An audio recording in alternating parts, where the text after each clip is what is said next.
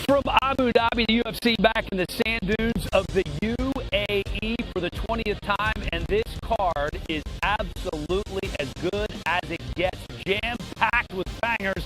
None better than our main event between featherweight champ Ilia Topuria and Max Holloway. This is a live look at the weigh-in stage. 26 fighters right next to Etihad Arena going to make their way to the scale, and several of them, including Topuria, Holloway, Whitaker, and Ige, scheduled to join us live right here on the official UFC 308 weigh-in show. Welcome inside Etihad Arena. And what a star-studded crew we have here today. For some reason, the champ has the belt, Paul Felder. Remember, I won last time. That from him at No, point. remember I won last time. Remember the thing that we put on our head and we were chasing each other? Yeah, I won. I don't The remember first that. thing he did was grab the belt. Yeah. When he walked He in. steals it. That's Yeah. what he does. I mean, No, Well, dude, it's the last ego time, as well, you know. last time we played, we had these red cups on our head, and we were running around knocking them off, and I won. well, Bisping, I know you're not on the show as much as DC is, but you know that he cheats. Oh, you know that he yes. steals, and you know that he loves to wear the belt more than Yep, anybody. and he doesn't even need a towel. Right. Oh, Michael. Oh, my. Man's a natural cheater. RJ Clifford going to be joining us here as well on the weigh-in show, and this is an absolutely awesome card. And the good news is the championship fighters are already ready to weigh in. Max Holloway going to go first, Ilia Topuria second. 12 guys standing in line and ready to go for this, one of the best fight cards of the year. Oh, yeah. Yeah, I love that these guys are lined up and ready to go because I don't want anything to happen to that main event, man. I want this to go off. I think this is hands down one of the best MMA matchups that we can have right now. This is a fight that everyone wants to see. Max Holloway's been calling for this. Let's go. Did you have a long night, by the way? Like, what's going on with sunglasses? What are you talking about? Yeah. Oh, they're just, it's so bright up here, I figured. He looks My cool, kid's man. a star. He looks really cool. Look, Yeah. I had this laces. fight card is insane. I believe that when they were announcing all the fights, the best one on the schedule was this one. Because you have two of the best mixed martial artists in their prime, fighting each other for a championship. There's a little more to it now, too. You guys know how messy I am and how much I love I saw your beef room last and night. You fighting. are messy. Yeah, that is true, too.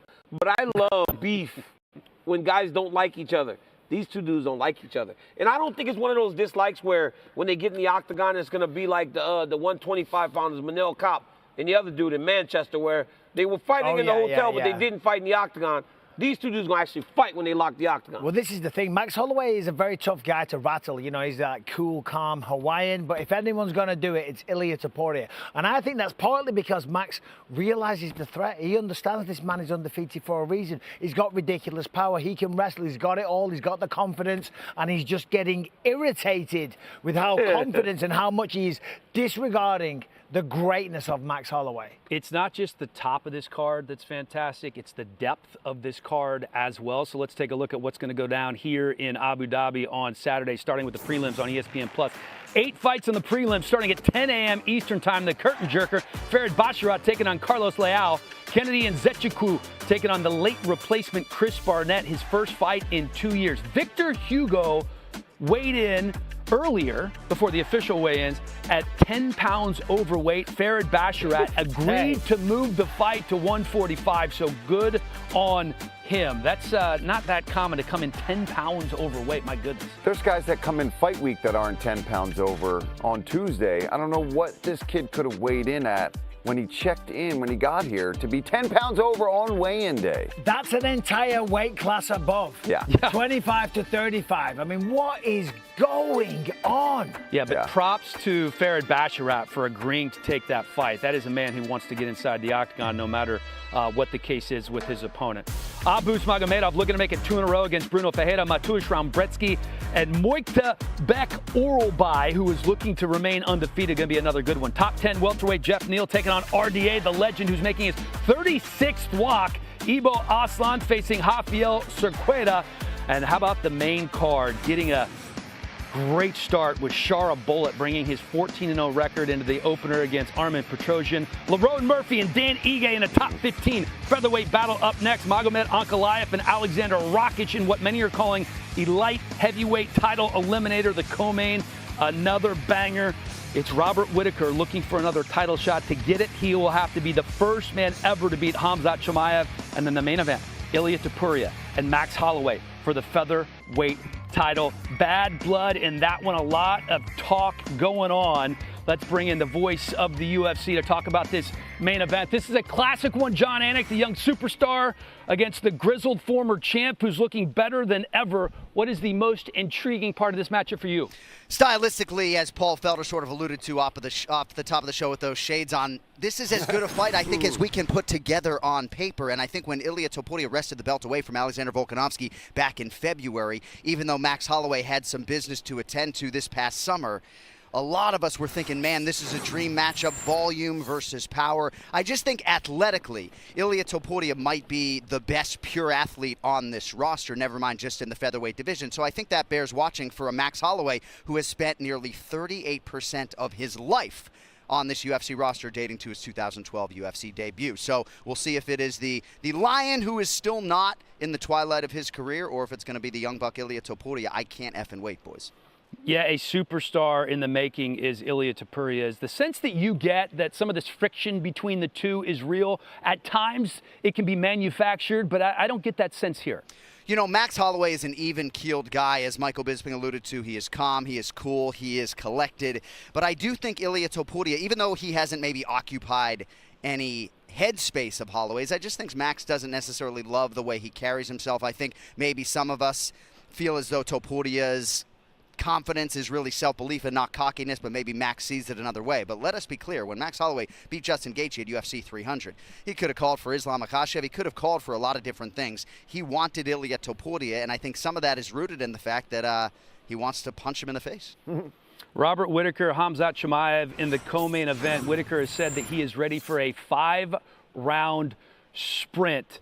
The longer this goes, the better it is for Whittaker. That seems to be the common thought. Do you agree with that? Yeah, that's the prevailing wisdom, but I think far be it from us to try to doubt Khamzat Chimaev and all the work that he has done in this training camp. It does stand to reason that some fight could arrive, and Khamzat could be fresh as a daisy in the championship rounds. We were talking with my broadcast partners. This is the fight in which we find out exactly how good Khamzat Chimaev is. I know some people have wondered aloud why we haven't seen him in a championship setting yet. If he beats Robert Whittaker, even if he has to wait, I got to think he fights for the title. I was with Khamzat in the gym this morning, and, you know, it never seems like it's a supremely easy weight cut, whether it's 70 or 85, so the fight before the fight for Boer's coming up here in a few minutes. John, real quick before I let you go, I know you're bragging about being with Khamzat in the gym, but last night you were at Power Slap 9. You were down in the beers. You were with a couple of friends of ours. What did you make of the event? How are you feeling this morning? Well, I love seeing you guys on that stage. I got to say, I think I had more beer last night than I have had all of 2024 combined up to this point. Dude, I was hurting for certain this morning. I'm sweating. I'm hungover. And I saw Max Holloway in the back, and he said that I didn't do a great job chugging the beer, and some fans actually were saying online that's the first straight thing I've ever seen Jon Anik do, chug a beer. So there you go.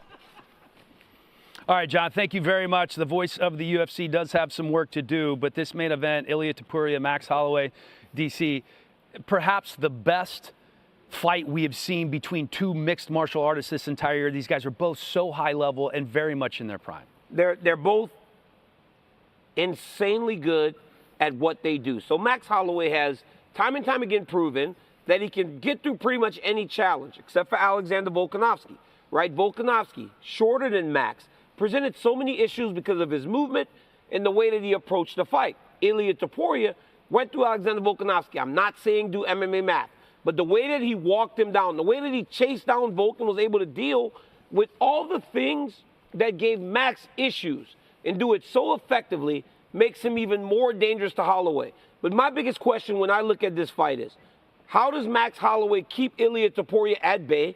Because Ilia doesn't seem like a guy that's going to accept being in Max's range.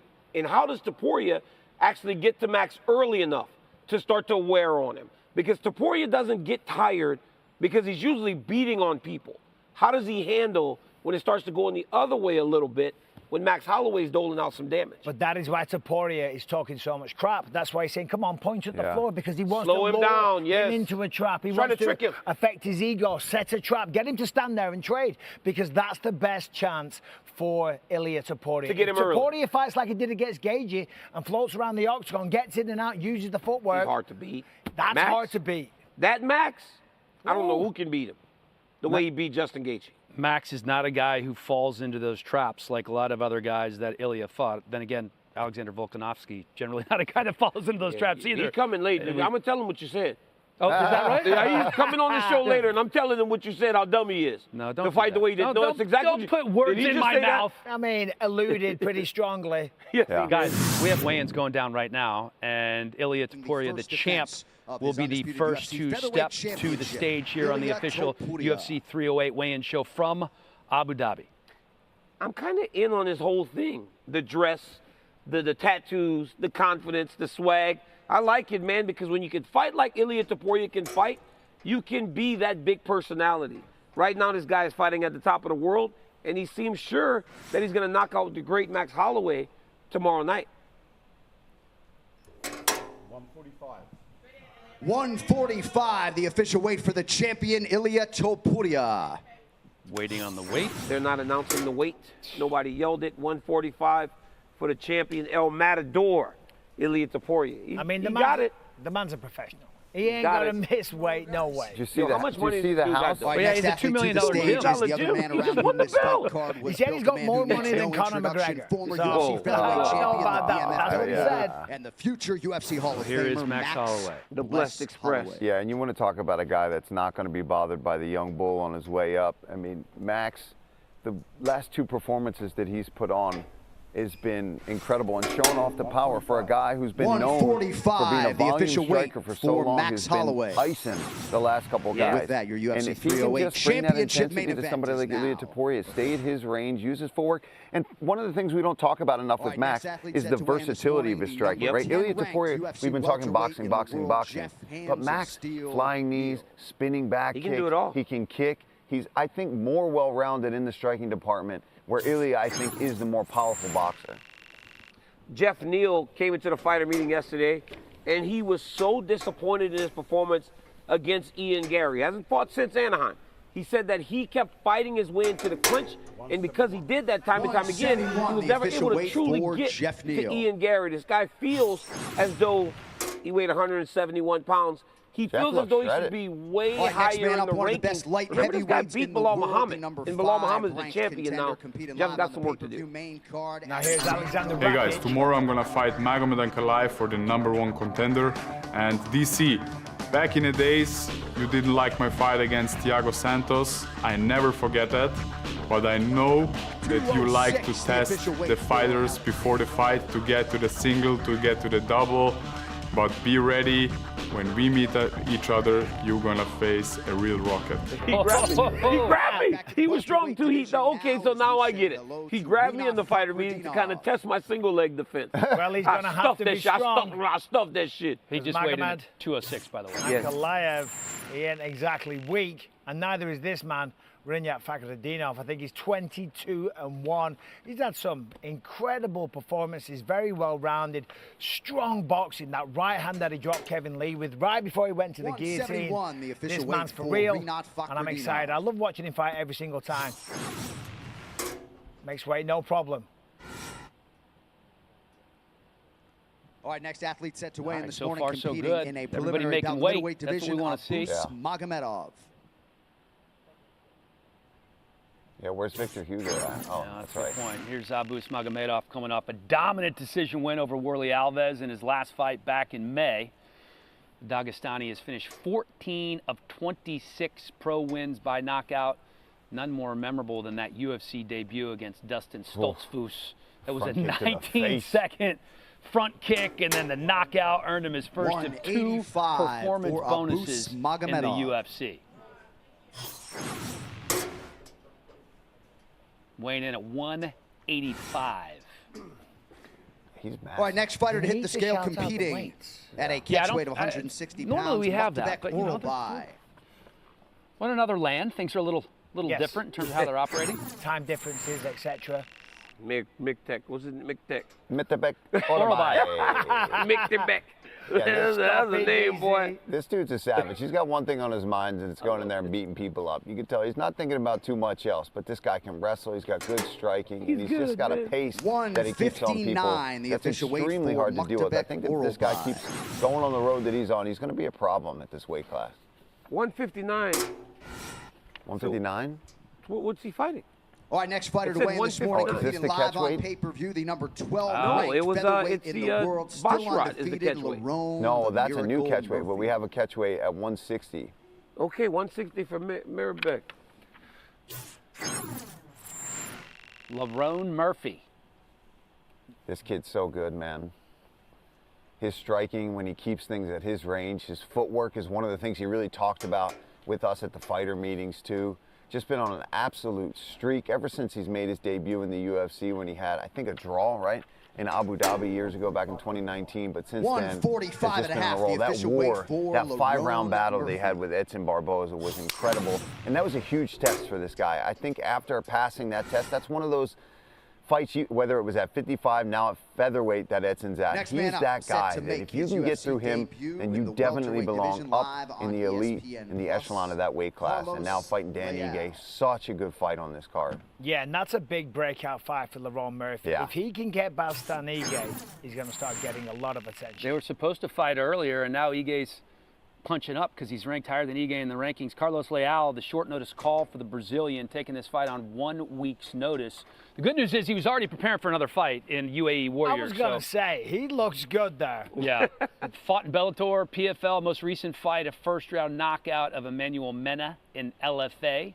He said he knew he was going to get a short notice call for the UFC at some point, and here it is. 169 His and a last half 4 for wins have Carlos all been Leal. first or second round knockouts. Yeah, this guy's a lot of fun, man. A lot of fun to watch. Really good kicks, striking, can wrestle, grapple, good jiu-jitsu, just very well-rounded. Glad to All right, see him next fighter to getting the his stage, shot in the competing in the UFC. middleweight division, back for the first time in a long time, Ismael Nawardiyev. And getting ready to step to the stage now is Ismail Nouradiev, the highly touted Russian prospect. First entered the UFC back in 2019, went 2-2, left the UFC, spent most of his time the last few years with Brave FC, coming off a first-round finish in his middleweight debut. So this is a relatively new weight class. Says he's much different this time in the UFC. Stronger mentally, physically, has a family now. And now for the first time in 4 years, he's back in the premier 185 mixed for martial Ismael arts Nawardiyev. promotion on the planet, taking on Bruno Silva in our second fight of the night. Yeah, and he talked a lot about that journey to get back here. He knew that was always the next fighter case, to that weigh he'd in, get back. competing in Didn't the expect it heavyweight necessarily to division, be back for right the first now, time in a but couple he's of been staying years, busy Chris outside of the Barnett. UFC. And here's Chris Barnett. I love this guy. Always got a smile on his face. Even walking out there, the man is entertaining. We know he does the backflips, he does the dancing, he does the spinning wheel kicks.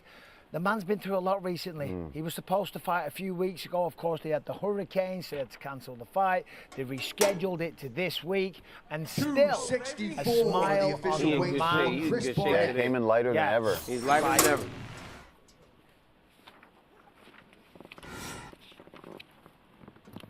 All right, next man to the scale, competing in the featured prelim in the light heavyweight division, Rafael Cerqueira.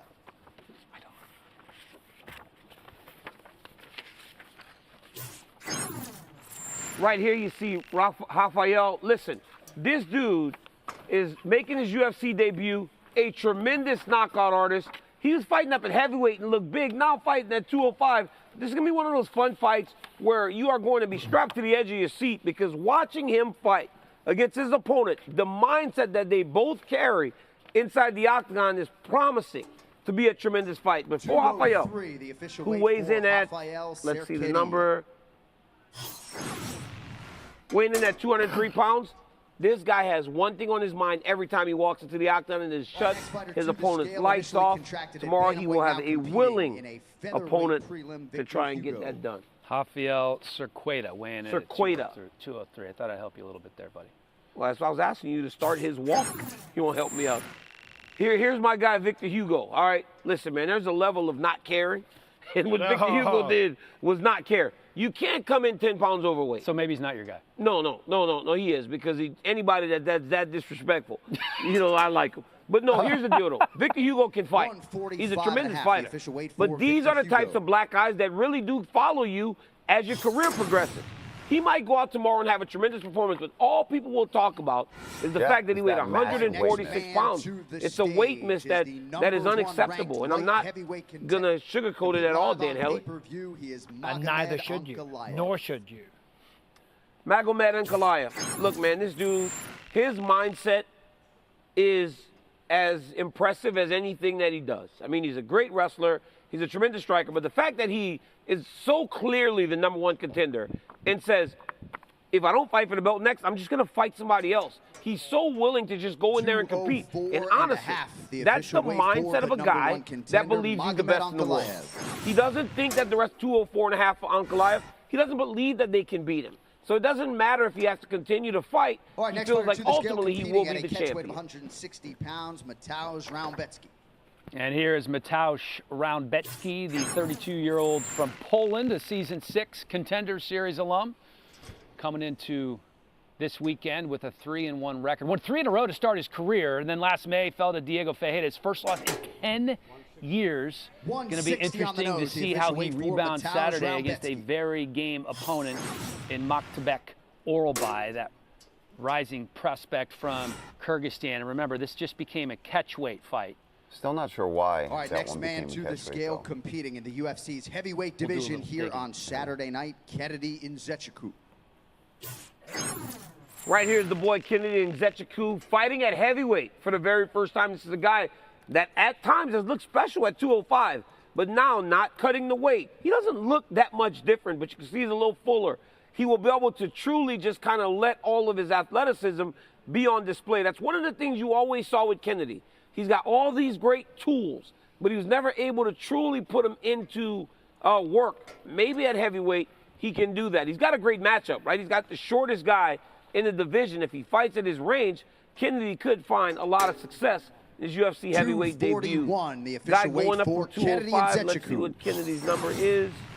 241 Nice. for Nzechukwu. That's a good number. Not too big. Yeah, I was going to say, right? you don't want to Didn't come in get too swollen, heavy moving up to heavyweight. You don't want to be more sluggish than you were at All right, next 205. man You to want the to try scale, to the other carry half of that the speed featured over into prelim in the light heavyweight He division. probably weighed Ibo about Aslan. that outside of camp, right? Yeah. So it feels Just familiar. not cutting. And he's such a nice dude, man. Ibo Aslan. Talk about a guy who's not nice, though, when he is inside of the cage. This guy does one thing, and that's go in there and just knock people out. It's him and the guy that I was talking about earlier. I say his name. Ali just said it. Ibo Aslan? The one that he's fighting. That's the craziest fight. Yeah, I mean, that's why I the got moved to craziest the feature prelim, Yes. because we know these guys are going to deliver. Rafael yeah. Sequeira. Sequeira. You Yeah, don't this know guy that Sequeira. I mean, appropriately. boy, that's gonna be a fight. Yeah, it's going to be a banger. I think And that if you was don't one of know, Dana's "If you don't know, now you know" fight. That's you, and dude, he's kind of good at that because every time they say that, the fight should go Yeah, Turns crazy. out to be pretty good. Yeah. There's a reason why they picked those ones. Yeah, they know what they're doing. Oh, They so know they what they're know. doing. They know, and if you don't know, Now Now you you know. know. now you know. Yeah. Hey, that's good, Mike. No, come on. Look. Oh. Okay. We do have My bad. 10 fighters left to weigh in, including the 2 men in our co-main event, Whitaker and Chimaev. Dan Ige, RDA, also on that list. When they do weigh in, we will be going back to the scale. But now we want to talk about some of the things that we need to be good in the Food? show. It's food. Coffee. Okay. You want coffee? Oh, Mimosa. always. I know we have Always food. coffee. Oh Look my at God, our we- Oh, delivery who's man, our hungry, delivery man in boys? the Who's house. hungry? Holy Egg, Let's go, cow. RJ. egg croissants. Oh, We that got looks really good, acai actually. bowls. I don't want Yeah, there you go. Yeah. Thanks, that. I don't want Deidre. acai. I'll take an acai bowl. Let There me you get go. one of You those. think you By the help way, you we guys gave help RJ Savory. the credit for the delivery, but I Bacon. think it goes to It goes to Deirdre, who is Deirdre. just a What's that? What's that? magician and Breakfast is wraps. always Oh, taking care of all kinds everything. stuff, guys. Hey, you gonna eat that croissant? Oh my God, I love a You want golden this one? croissant. You want What's that that one? croissant? There's No, I want two acai. 2 croissants. Hey, can I get a spoon, RJ? You can. Thank All right, you. while you guys Avocado are toast, digging anyone? in, I want to. Oh, we're going back to the stage? What is that? What's in there, Mikey? Basharat. This is delicious. Farid Basharat is stepping to the scale right now, the rising star in a stacked bantamweight division. All this guy's done is win since turning pro. 12-0. He won on Contender Series in 2022. He's now 3-0 since joining the UFC. Of course, he made headlines for almost getting into a fight with former teammate Michael Venom Page at the Fighter Hotel in Manchester. But he's made some a few changes months too, back. right? Down that American top team now. Not training in 137, the Vegas official with Dewey weight for Cooper Farid anymore. Basharat. Oh, boy, a little overweight here. 137 for Basharat. That's 2 pounds. No, he's good. Yeah. Remember, he's the guy Oh, that that's took right. the He's fighting fight. Hugo. Yeah, so he had a little He had a little room. He's actually 7 pounds under since Hugo missed by 10. So Come and eat some of this food. But credit to him, again, for accepting that fight when his opponent's 10 pounds overweight. There's not a lot of guys who have done that. Oh, you don't want to be on camera when you're stuffing your face with this Stuffing thing? my face. I'm starving. All right, we talked about how this main event is it's the best possible matchup in the UFC this year. One of the elite matchup, two guys in their prime. And I'm trying to think of, in terms of featherweight title fights as well, of course, Jose Aldo versus Conor McGregor, so highly anticipated. But this one feels like it's not too far away. I mean, Max Holloway, given what he did against Justin Gaethje, the star's never been brighter. Ilia Topuria seems like he's destined to kind of become the biggest star and take over the sport. So there's so much riding on this fight. I cannot wait for it. Two of the best strikers, two of the best mentalities when it comes to the fight game as well. It's going to be a good one. Well, a lot of people have pointed to Topuria as the next superstar because he's just the total package. He has the charisma, he has the looks, he has the skill inside of the octagon. Silk shirts. I mean, this guy, hey, let me tell you something. This guy can dress. He walked into my interview the other day with a white suit on. He had a white suit on. It was like when Ric Flair used to get dressed to go on WCW. White suit, gold necklace. This man got some charisma. But again, all that does nothing for you if you can't fight, right? You can have the best personality, but you got to be able to fight. You know what's one of the most impressive things about Topuria? He got here in 2020. Yeah. He barely got here. Hasn't been a long time. He's been here and he's been winning at a very high rate, and he's already the champion. This guy's impressive. Hasn't been a long time, but it's been a good time. One of the most elite matchups we have seen in the UFC in a long, long time. So let's talk realistic elite matchups. I'm not talking about super fights. I'm talking about two guys that have fought in the same division before. We're going to start with you, DC. Your top 3 elite matchups that the UFC could make. At number 3, I'm going to start with Amanda and Kayla. All right, Amanda Nunes will not come back to fight anyone, but fighting Kayla Harrison would really get people to tap back into that weight class. The last fight between Juliana Pena, Raquel Pennington was much better than the title fight. But this is the fight that will truly get people back in. At number 2, Islam Makhachev and Arman Tsarukyan is as good a fight as we're going to have. All the words that we try to describe this fight with, we'll do the next one. And at number 1, John Jones and Tom Aspinall. We have to see the 2 best heavyweights in the world. And I feel like when those 2 are matched up, if it happens, you would see the 2 best heavyweights in the world fighting each other. Totally agree. That's why it's on my list, but I got to start with Justin Gaethje versus Dustin Poirier. 3, of course. Dustin's not talking about sticking around much longer. The one-on-one. We got to see the 3rd one.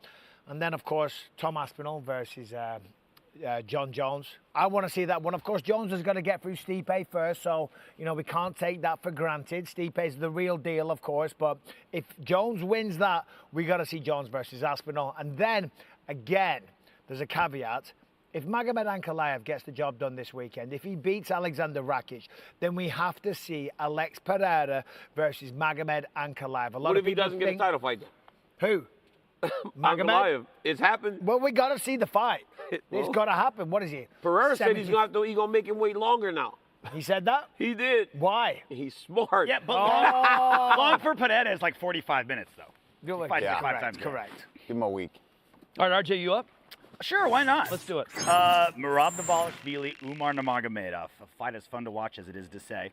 Tatiana Suarez versus Wei Li. I know Tatiana just had to pull out with injury, but the physicality between these 2 gals is something I got to see. And then number 1 on everybody's list, no brainer, John Jones, Tom Aspinall. Let's just will it into existence. Let's just put it on every list. It has nothing to do with MMA. Just put it on a list. John Jones, Tom Aspinall. Do it. Nice, RJ. Thank you. All right, Paulie. I like it. I'm going to go a little different. Obviously, I'm going to have John Jones and Tom Aspinall on there. I think that's the fight that we might not get, but I think everybody absolutely wants to see it. But I would love to see Corey Sandhagen, Sean O'Malley throw down, especially if they can stand and trade with each other. I think that's just an elite striking battle. It is.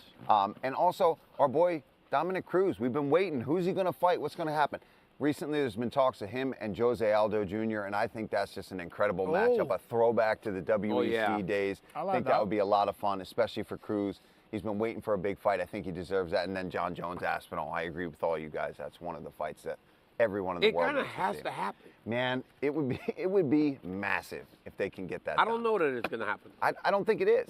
I think Jones is going to be People done. keep saying that. Why are people saying that?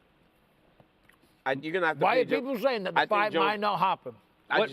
What speaks louder than anything in the world? Money. Right. John Jones has got a lot of money. DC. John Jones does have a lot of money. John Jones has got a lot of money. But he's also missed out on a lot of money. So perhaps he could make that up with one more fight. Yeah, well, right? that would be the fight. Yeah, that would be it. Do All right, I'm going to go a little out of the box here. I know they fought 3 times.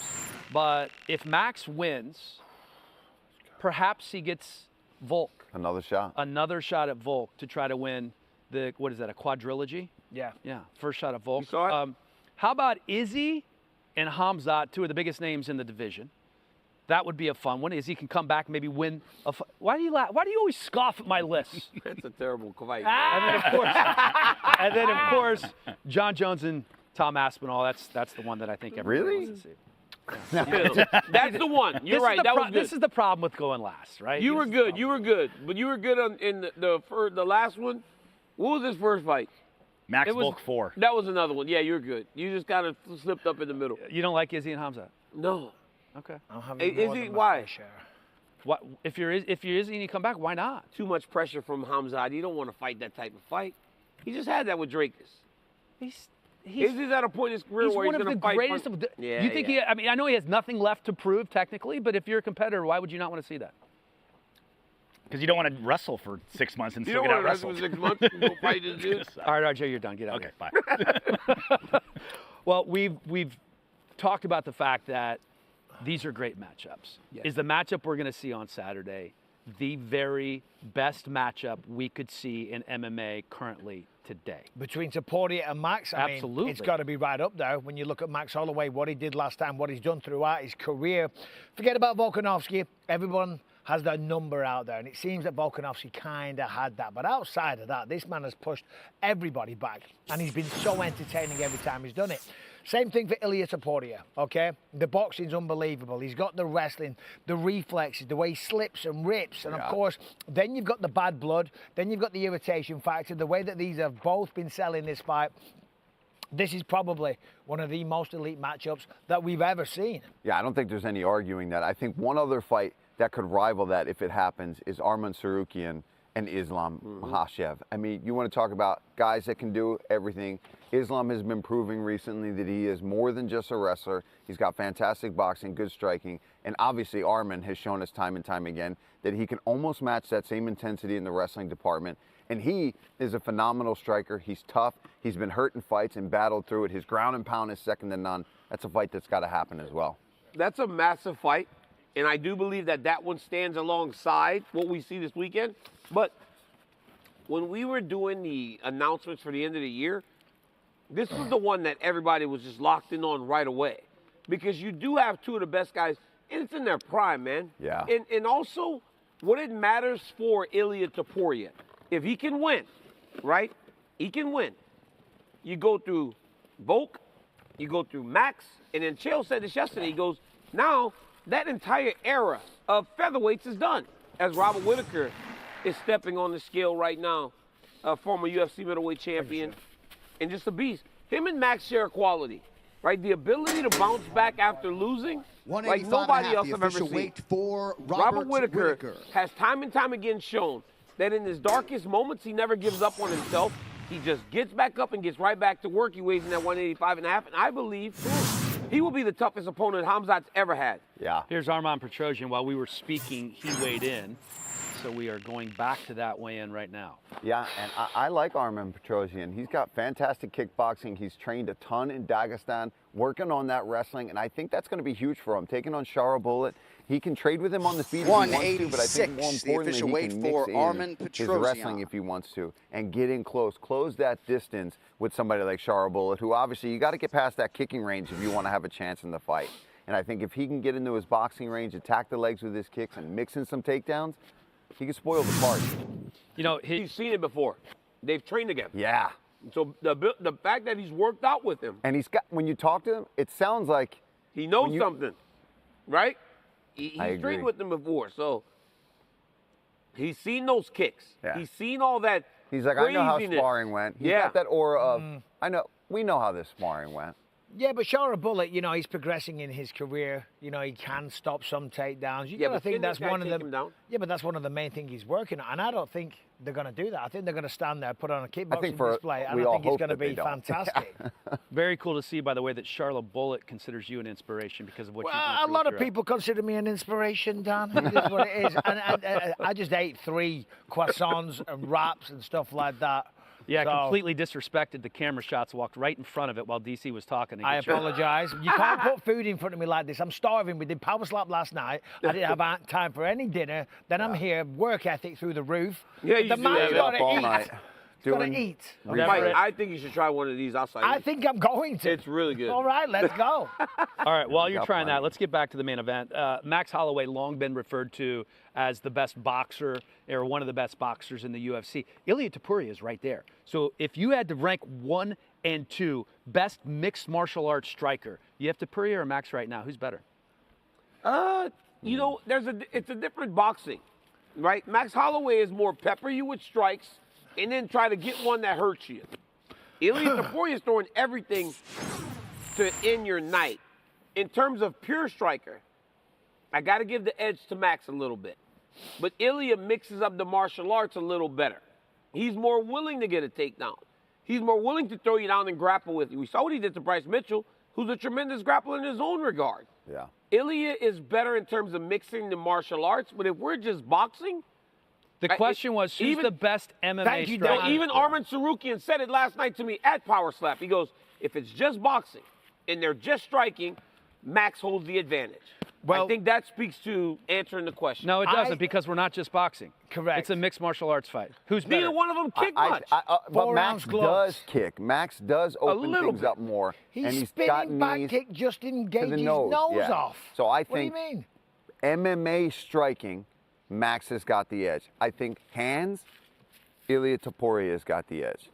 So you think Ilia would outbox Max? In a straight boxing match, 100%. I don't think it's a case of breaking down each individual skill set. Who is more effective inside the octagon, decimating their opponent? Whether or not you use punches, kicks, knees, elbows, who's better at doing that? And I think so far, listen, and I would never say anything bad about Max, and this isn't a criticism, but there's a question. I've got to give an answer. I think so far you've got to lean to Ilia Topuria. I think he's so precise with his head movements, the way he slips, the way he rips, and the power is a big difference. That makes up a key part of effectivity. Is that the correct word? Effectiveness, maybe? Yeah. Efficacy? What efficacy did you say? is probably not the word we're looking for. Yeah, whatever. It works, okay? Ilia Topuria, I would pick him as the more effective striker. I get it. Efficacy. What was the word? I get it. But so here's the deal. I agree. But we've also seen Ilia go through something that we've never seen Max go through. I don't know the kid's name. The black kid kicked him in the head once. Almost had him out of there. Jai Herbert. We've never seen Max go through that. Yeah. So wait.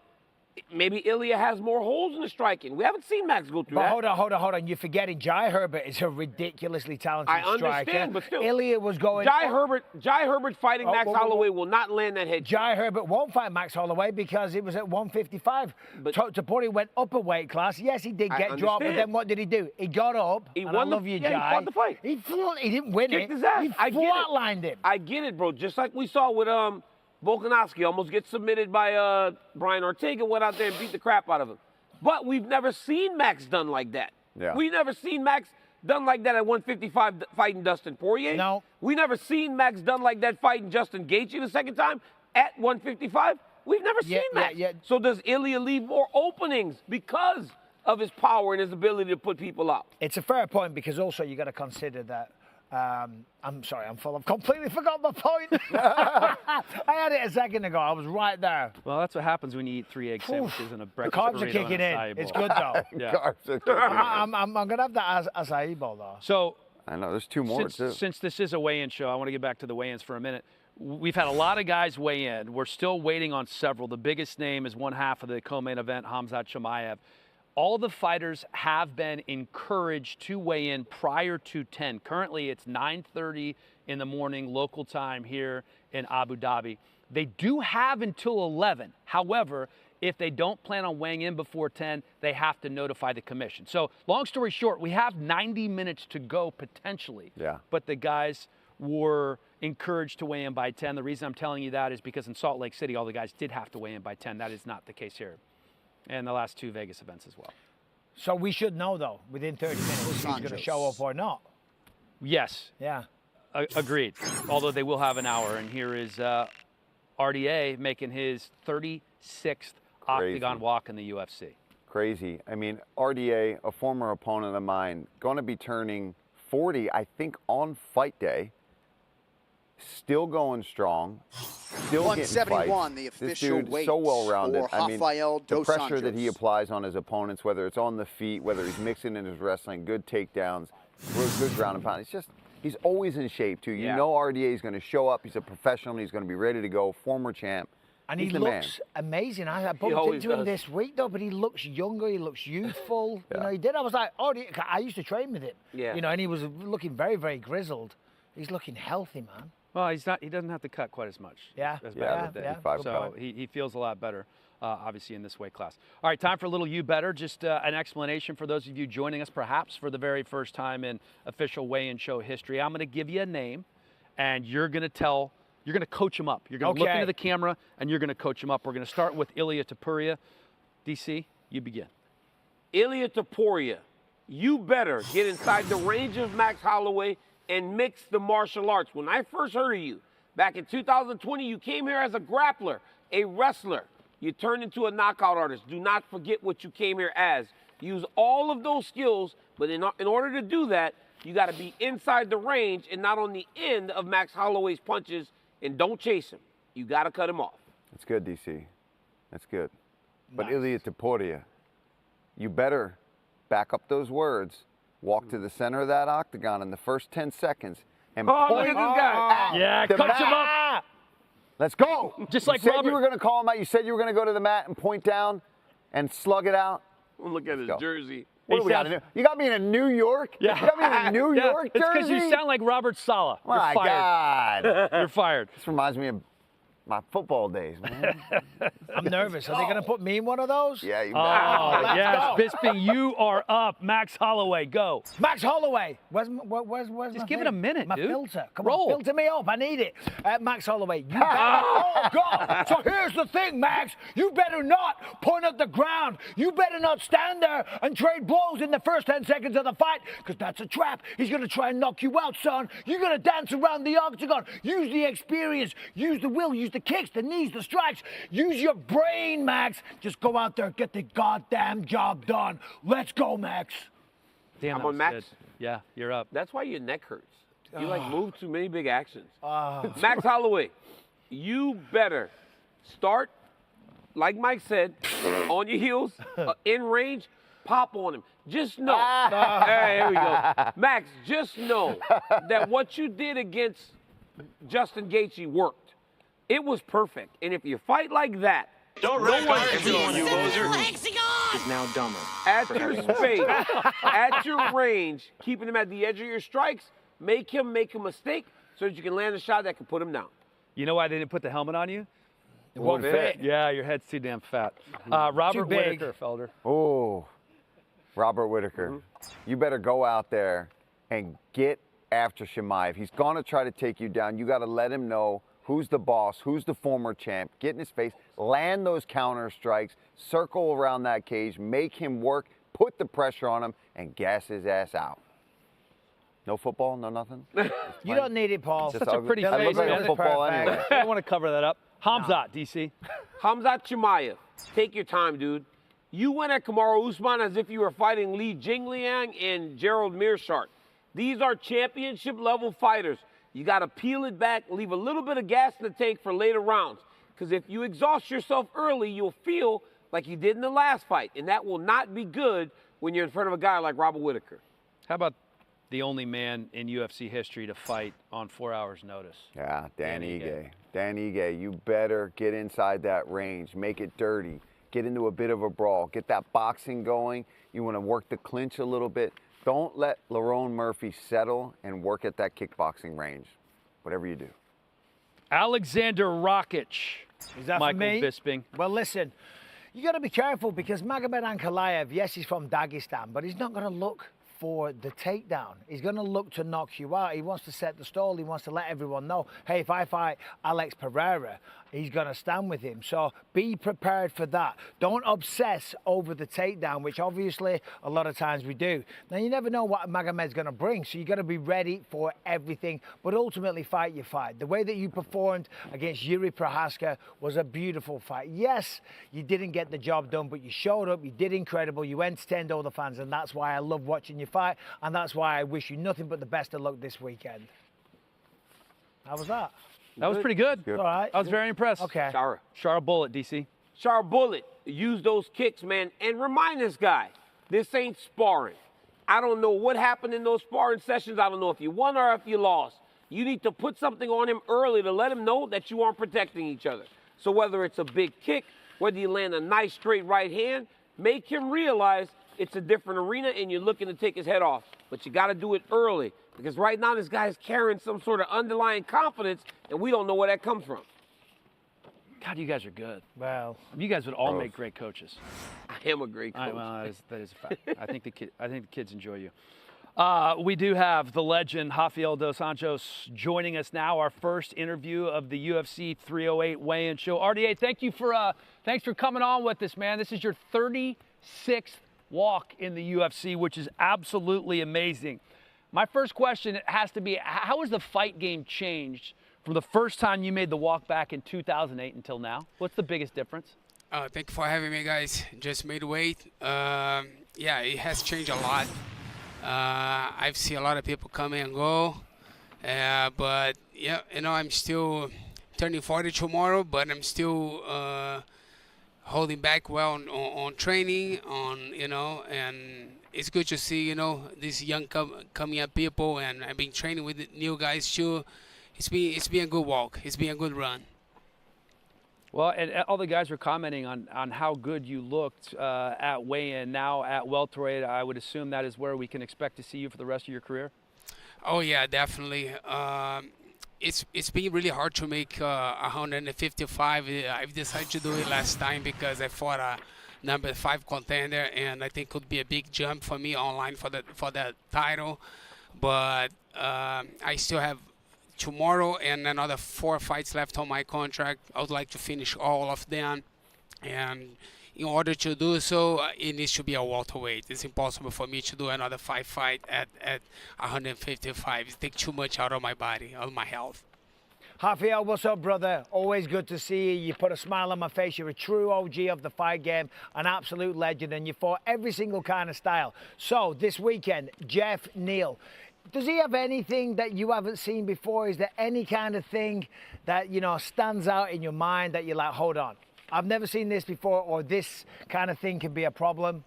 No, he's a tough guy, he got heavy hands, but it's not something that I have never seen in the octagon. I fought, big guys like Usman and Leon Edwards, and I went distance with them. I had good moments during the fight as well, and but I fall short.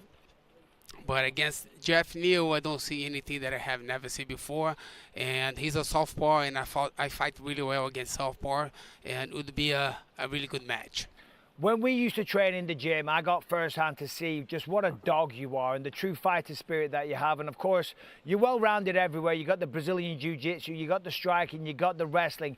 But in a perfect world, when you get the finish on Saturday night, what would you prefer, a knockout or a submission? A knockout, for sure. I don't, even though that all the spars that we did with me, I never got you down. You never got to see my jiu-jitsu. You got such a good takedown defense. But yeah, on tomorrow night, for a birthday gift, I would love to finish by knockout. Good luck, my friend. Thank you. RDA, what's up, man? Again, great to call one of your fights. Great to see you still just absolutely crushing it, turning 40 tomorrow. Welcome to the club very soon, my friend. But you look great. What are some of the things you've had to adapt over time in training, in recovery, to keep yourself so fit and feeling so good at this part of the game? Hi, Paul. Yeah, man. Like before, especially to make 155 pounds, I have to do 12, 11, 13 workouts a week, which is just take too much out of my body, out of my health. And being at that age and have that much of experience, we going for a different path, which is 5-6 weeks training camp. I do like probably 3 weeks at pre-camp and 5 weeks actual camp, fight camp, you know. And I do 7 to 8 prats a week, you know. I don't burn my body, and I got a lot of time to rest as well. So that's been my game plan. Nice, man. Yeah, you got to make those adjustments to stay in the game as long as you have it. And as far as opponents and people you haven't gotten to face yet, especially in the welterweight division, not looking past Jeff Neal, but is there anybody that you're thinking, man, before I'm finally done, before I go through this contract, I'd love to share the octagon with? Yeah, there's some, like, I would love to, you know, passing Jeff Neal. My goals for UFC, I got asked this weekend and I kind of got lost. What's my goals? 3 goals for my next UFC career, and I kind of, you know, call myself, well, what's my goal? So my goals are finish my contract, of course. I don't want, after I'm done with UFC, I don't want to fight for any other organization. I want to make sure when I'm done, I'm done. And I would love to have a super fight, you know, against some legend like myself. And yes, and that's the goal, and keep winning, you know, winning my fights. I think the fighters are like a business, you know. When you win, when you're in a win column, your stocks go high. And my plan are, you know, win my fights and get a big fight. Awesome, man. Hey, thanks for the time, RDA. You're a legend, dude. And again, you know, back when we fought, I appreciate you having the guts to take somebody on only a few days' notice. You're a G, dude. Thank you for taking the fight too, Paul. That was, you saved the day. Thanks, buddy. And it was a hell of a fight. RDA, good luck, man. Always a pleasure seeing you make. See, RDA, I'm sorry. I cut off DC. He's very anxious to chat with you. He's such a chatterbox, you know? I don't get a chance to talk to RDA. Oh, go ahead. Hey, hi, RDA. What's up, Daniel. DC? How you doing, my friend? Doing good. About you, Good, brother? man. Nice to see you still kicking ass right now. RDA, you said something about your future. When a guy has done everything, it's hard, and the goals, right? You've accomplished them all. And you know, you look down the line to finishing the contract. Is it hard to still make yourself go through the workouts, even though they're not 13, they're only 8 workouts a week? Like, how much do you enjoy the training process anymore? Yeah, I'm trying to, you know, to make adjustments on my trainings. I think what I do that works a lot is change the, you know, dates and times that I train. For example, Monday, Wednesday, and Friday, I train Jiu-Jitsu, for example, and then I change them for Thursday and Saturdays. And for my last fight camp, I went to my house in Brazil. I left my family behind, Austin, Texas, so I had 5 weeks for myself. And I think that's, you know, changed the whole scene. I think fighters has to do that, change the environment a little bit. I don't mean by change the team that they're training, but if you change the time and the dates and the days that you train, and I think that's affect a lot on how you perform. RDA, last question for me. Jeff Neal is a very good striker. When you are at your best, you are able to mix in the takedowns and pressure guys. Can you do that against Jeff Neal without putting yourself in danger because of his great striking? Yeah, I think, you know, like it's hard to don't be put on dangers. He's gonna be in dangers too, and he got a good takedown defense. I don't look forward to go there and burn myself trying to take him down. Like I said, I want to make people get out of their seats. My last 2 fights wasn't, even though the results wasn't what I was expect, but I fought. The way that I fought was way, you know, way down the way that I train. You know, I trained for more than that. I I didn't like my performances, but this time, so winning or lose, I want to get people out of the seats. I want to be people to talk about me on Sunday morning. RDA, now it is officially time to say goodbye. Nobody is left to ask questions. Good luck. Thanks for joining us. Happy birthday. Thank you. Thank you, guys. All right, DC, is that all right that we let him go? I mean, You're done? dude, I just can't believe he did that. Bruno Fajeda, walking the scale right now. Yeah, Bruno Fajeda, this guy is so much fun, man. The Hulk smash, after he finishes these guys. Super intense. He's got some grappling and judo that he talked about that he hasn't really gotten to show off too much in his UFC career 185.5, the official weight because for he's used to Bruno going in there and Silva. absolutely just smashing dudes. Super aggressive, super big punches. You know whenever Bruno Silva is fighting, he's going to bring the action right from the jump of the fight. He doesn't waste any time, fellas. All right, we're not quite done in terms of the weigh-ins. We do have a few guys who have yet to step to the scale. And it's 4. Some big names on this list. Hamzat, still remember, they have another 70 Out minutes. of the whole card. To weigh in. Out of the whole card, there's just 4 guys left. Well, it's troubling to see Hamzat Chimaev's name on there. Of course, he spoke a lot about this week, you know, taking things to the next level, being a true professional. And when I sat down and spoke to him, he was much visibly slimmer, you know. So I thought he was going to breeze it, and he still might breeze it. Maybe he planned for this. Do you know who wouldn't make weight right now? Part of these guys. This is amazing. A lot of guys are actually try? cutting their weight in the morning now. That Right. might be what Chimaev's doing. I don't know. I think it's like when you have missed weight before, I think it's imperative that you do it as early as you possibly can. Everybody has their own philosophy, But own you just- theory, though, right, in terms of how they cut. But you don't want like those old memories Oh, to start to yeah. creep into your head. When it's happened before, it sucks, man. It's easy to do it again. One guy not on that list, who I believe we saw in the elevator together, Diego Lopez. Oh, yeah. Is the backup for the main event. Has And he weighed in yet? He has not weighed in Wow. yet either, so he will be stepping to the scale very shortly. We just had RDA on, who, of course, is a... Did you want to say something? I'm saying, I'm not an acai guy. This is the best thing I've ever tasted in my life. It's unbelievable. Well, after this, maybe in 8-9 hours, Dan Ige is going to potentially be eating an acai bowl, assuming There he he makes is. weight here. Dan Ige.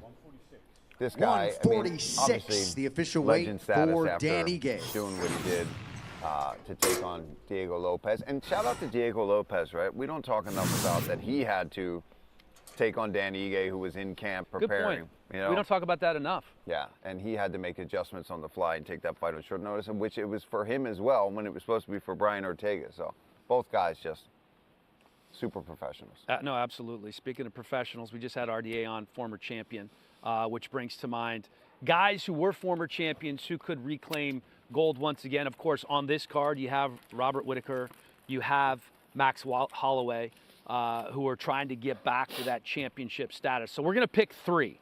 Felder, we're going to start with you on this one. You can't pick Max since he's obviously in a title fight on this card. You're all dabbed up. Remember the ice? Cleaned up. Let me see the teeth. Teeth good? I say, or are you good? I think you're good. They're good. All right, so 3 guys you think could wear gold again that have worn it before? I think our man Davison Figueiredo is a guy that can reclaim gold. That's a good shot. Yeah, you know, he moved up to 135 pounds, and since he's done that, he's been crushing it, man. Looks so good. I think Sean Strickland's another guy we may see get back to that belt if he can get that Duplessis fight. But, you know, we don't know how that's going to play out, especially with this weekend. And I think Sean O'Malley in the future could potentially hold that belt again. You know, hopefully not some mega wrestler that's holding it at the time. So it might take a while. There's a whole bunch of mega wrestlers at 135 Yeah, that's the now. problem. Yeah, well, if you speak to Sean O'Malley, he he's did still win that undefeated. fight. He should still be the champion. So I've got Sean O'Malley on there as well. I've also got Jan Blachowicz. Remember, he gave Alex Pereira everything he could handle. It was a very, very close competitive fight. So maybe Jan Blachowicz. Amanda Nunes, the Lioness, she's talking about coming back. She's doing a little dance for Dana White. She's looking absolutely ripped. 6-pack popping all over the place. I think Amanda Nunes might come back and she might become the champion. And then, of course, Kamaru Usman, the former pound-for-pound #1. Bilal Muhammad is the champion. Stylistically, I'm not going against Bilal, so don't get worked up, buddy. I'm just saying, stylistically, that's a good matchup or a good potential matchup for Kamaru Usman. You're very distracted, DC. Well, he's saying you have 4 guys Yeah, on your dude, list. like, it's supposed come to, on, it's man. a 3-person list. and There's you have gotta 4 be- guys. Whoa. So I threw him 2 choices to the producers. I don't know, O'Malley and Jan Blachowicz. They put them both on there. Have a word with Zach, not me. Okay. That's crazy. All right, ready for me? No, you have to wait until after me. I'm going to eat some Because acai. this is a list that everybody wants to see. I agree with Amanda Nunes, and I think you can make the argument that she would be the favorite over Juliana Pena or Kayla Harrison, no matter who she's matched up against. I like Volk. I think he's going to have plenty of rests before UFC 312 in Sydney. I know he's been on the wrong end of a couple of knockouts, but let's not forget this. DC knocked out Stipe, and Stipe came back to beat him twice. I'm just saying. Robert Whittaker, if he beats Hamzat Saturday, will get and does deserve another title shot, and I think we're seeing Whittaker as good as he's been. What? Why are you looking at me like that? I mean, you want a slap match? I'll slap the shit out of you. I will slap This guy, hey, bro, this guy is so disrespectful. First off, you disrespect Luke Rockhold. Now you disrespect Alexander Volkanovski. And now you disrespect How did I me. disrespect Volkanovski? You I said just said he could win another for fighting belt. Volkanovski the way that you said he's stupid for fighting Ilya the way that he fought him. Tell me this. That's what you said. Anyway, let me do my list. At number 3, I got Amanda Nunes. That's Amanda Nunes. I agree with you on that one. Great job. Number 2, Sean Strickland, because he's next. Like, it's logical to pick the people that are next. Sean Strickland is next for the middleweight championship, so yes, he has a chance. And Stipe Miocic, he's fighting next month for the UFC championship, so clearly he has a great chance to become the UFC champion. So yeah, just pick the people that are next. It's very easy. Strickland seems to be fighting at the beginning of the year for the belt. That's not very Stipe creative. is fighting for the belt in November. Yeah. So yeah, pick the guys that are next. you just called They said would champions have a realistic shot at becoming champion Do you again? think Stipe has a realistic shot to beat John Jones? Absolutely. So you Really? just called Sean Shelby and said, who's the next matchups? You put No. thought I just into it kinda pay whatsoever. attention. You just clicked MMA in Google, news, title fights, and did the list. Yeah. Shame on you, It's Daniel. smart. Very smart, actually. Because then when it's done, if I I just got asked that, AI. was that? I just asked AI. Chat GPT. Yeah, I was like, who's next? All right, speaking of who's next, let's talk defensive strategies presented by We don't Airs have that Tech. in our deal. We didn't get them. We didn't get the notes for that. You didn't? Well, I'll tell you No, who you you're have. right. We didn't. Paul. But I know it because You have Hamza. got a trap up here. Athletes, like UFC fighters, face an unseen opponent, EMFs. Airs Tech is a dual-action system that both shields and enhances the body's resilience and adaptability to environmental stressors. It's patented, trusted by champions, seeking optimal results. I want some. Nice You want job. some, I actually want some Airs Tech, too. It sounds like something I need. Well, let's get him on the next show. All right, Go ahead. Hamza. Hamza. Obviously, he has got to not be reckless in the beginning and not burn himself out. And remember that this is a 5-round fight against a former champion of Robert Whittaker, who's as resilient as they come. He has got to save some in the tank for those later rounds. There's a very good chance that when you're facing Robert Whittaker, you're gonna go deep into the rounds. Yep. Got to save a little energy, man. I know he gets so damn excited and he wants to go out there and smash. But you save yourself. It would be real bad if he gets tired. Against Whittaker? Yeah. For sure. It would be really bad. Speaking of Whittaker, Michael Bisping. Well, just so happens I have a couple of defensive keys. First of all, listen, you've got to defend the takedown. We know what Hamzat Chimaev is going to do. There was footage this week of him wrestling a man that won the gold medal Olympic wrestling, the gold medal, sorry, Yes. pardon me. And Hamzat was taking it Well, to okay, him and yeah. doing very, very well against him. Then, of course, you got to be prepared to weather the storm. We know Hamzat, regardless of however much he's evolving and changing, he's going to come out like a bat out of hell, a bull in a china shop, and he's going to go right at you. So Whittaker's got to be ready to weather the storm. And if he can weather it and get to 2, get to 3, maybe start to take over. I spoke to him this week, though. He's like, no, I ain't doing that, mate. He said I'm he ain't backing standing up there, nobody, I'm yep. planting my feet, and I'm going to war. And I'm like, and that's why we love you. That's why we love you. Yeah. Those are great. Those are great. Thank Those you. are great keys. How about man. Max Yeah. Holloway, DC? For Max, he's got to control the center of the octagon. There is something to presence, right? When you are seen to be the person that's getting stalked the whole time, it fatigues you. You can't back up whenever a guy's walking you down. You can't allow Ilia Topuria to be the guy standing in the center of the octagon and being the bear. You got to, at times, take control of the center. And the second thing you have to do is you got to circle away from the side of the octagon. Why? When your back is close to the octagon, Topuria can tee off with his hands and let him go. It's exactly what happened to Volk. When he was able to trap Volk, he was able to knock Volk out. And if not, he can throw punches to ultimately get the takedowns. Yep. He does a great job of taking out on the octagon side. So you got to control the center, show your size in the middle of the octagon, and also circle when you get outside of that black line so that he doesn't see that as his trigger that says it's time for him to go. Well done, DC. That was good. And remember, He's the best. remember, Ilya is the best? You're the best at everything. athletes like UFC fighters Face unseen opponents, EMFs. AirsTech is a dual-action system that both shields and enhances the body's resilience and adaptability to environmental stressors. It's patented and trusted by champions seeking optimal results. Visit airstech.com to get yours. EMF radiation is a growing concern for everyone. All right, so Khamzat is one of those who has yet to weigh in. We are hearing it's going to be close. You can see the countdown clock on the bottom right of your screen. We are just under an hour 4 minutes. and 5 minutes to go. So get your popcorn ready. Buckle up. It's crazy. It's almost every time I feel like just with him gonna say, before these fights. It's pretty incredible. It's plagued his entire UFC career. The performances when he makes it to the octagon are special. They are must-see TV. He's only not made just it. massive displays of dominance. But the scale. But he's only. Hey, here's the deal, right? We just said when he gets there, it's phenomenal. Yeah. He's never not got there. He's never not got there. Even when he was 9 pounds over. He didn't get there in Saudi Arabia. But even when he's been hurt. He's been pulled out of fights. But I'm talking about on the scale, he always has been able to fight, right? Because remember, they put him up there against Kevin Holland. Yeah. So he's always made it to the octagon. Yeah, but he hasn't always made it to the octagon. He was supposed to fight Nate Diaz in a main event. Then he fought against Kevin Holland. Yeah, but he didn't make weight. Doesn't matter, bro. Nearly He made blew it to the fight. entire show. What Yes, happened I get to it. him? What's happened? What's changed with him now that he can't Going seemingly from fighting twice Well, in a couple of weeks on Fight Island at He's 85 gone up. and 70. I was going to say it's gone up to 185 pounds. Right. That should have, relieved Alleviated some of the the issues. tension, so to speak.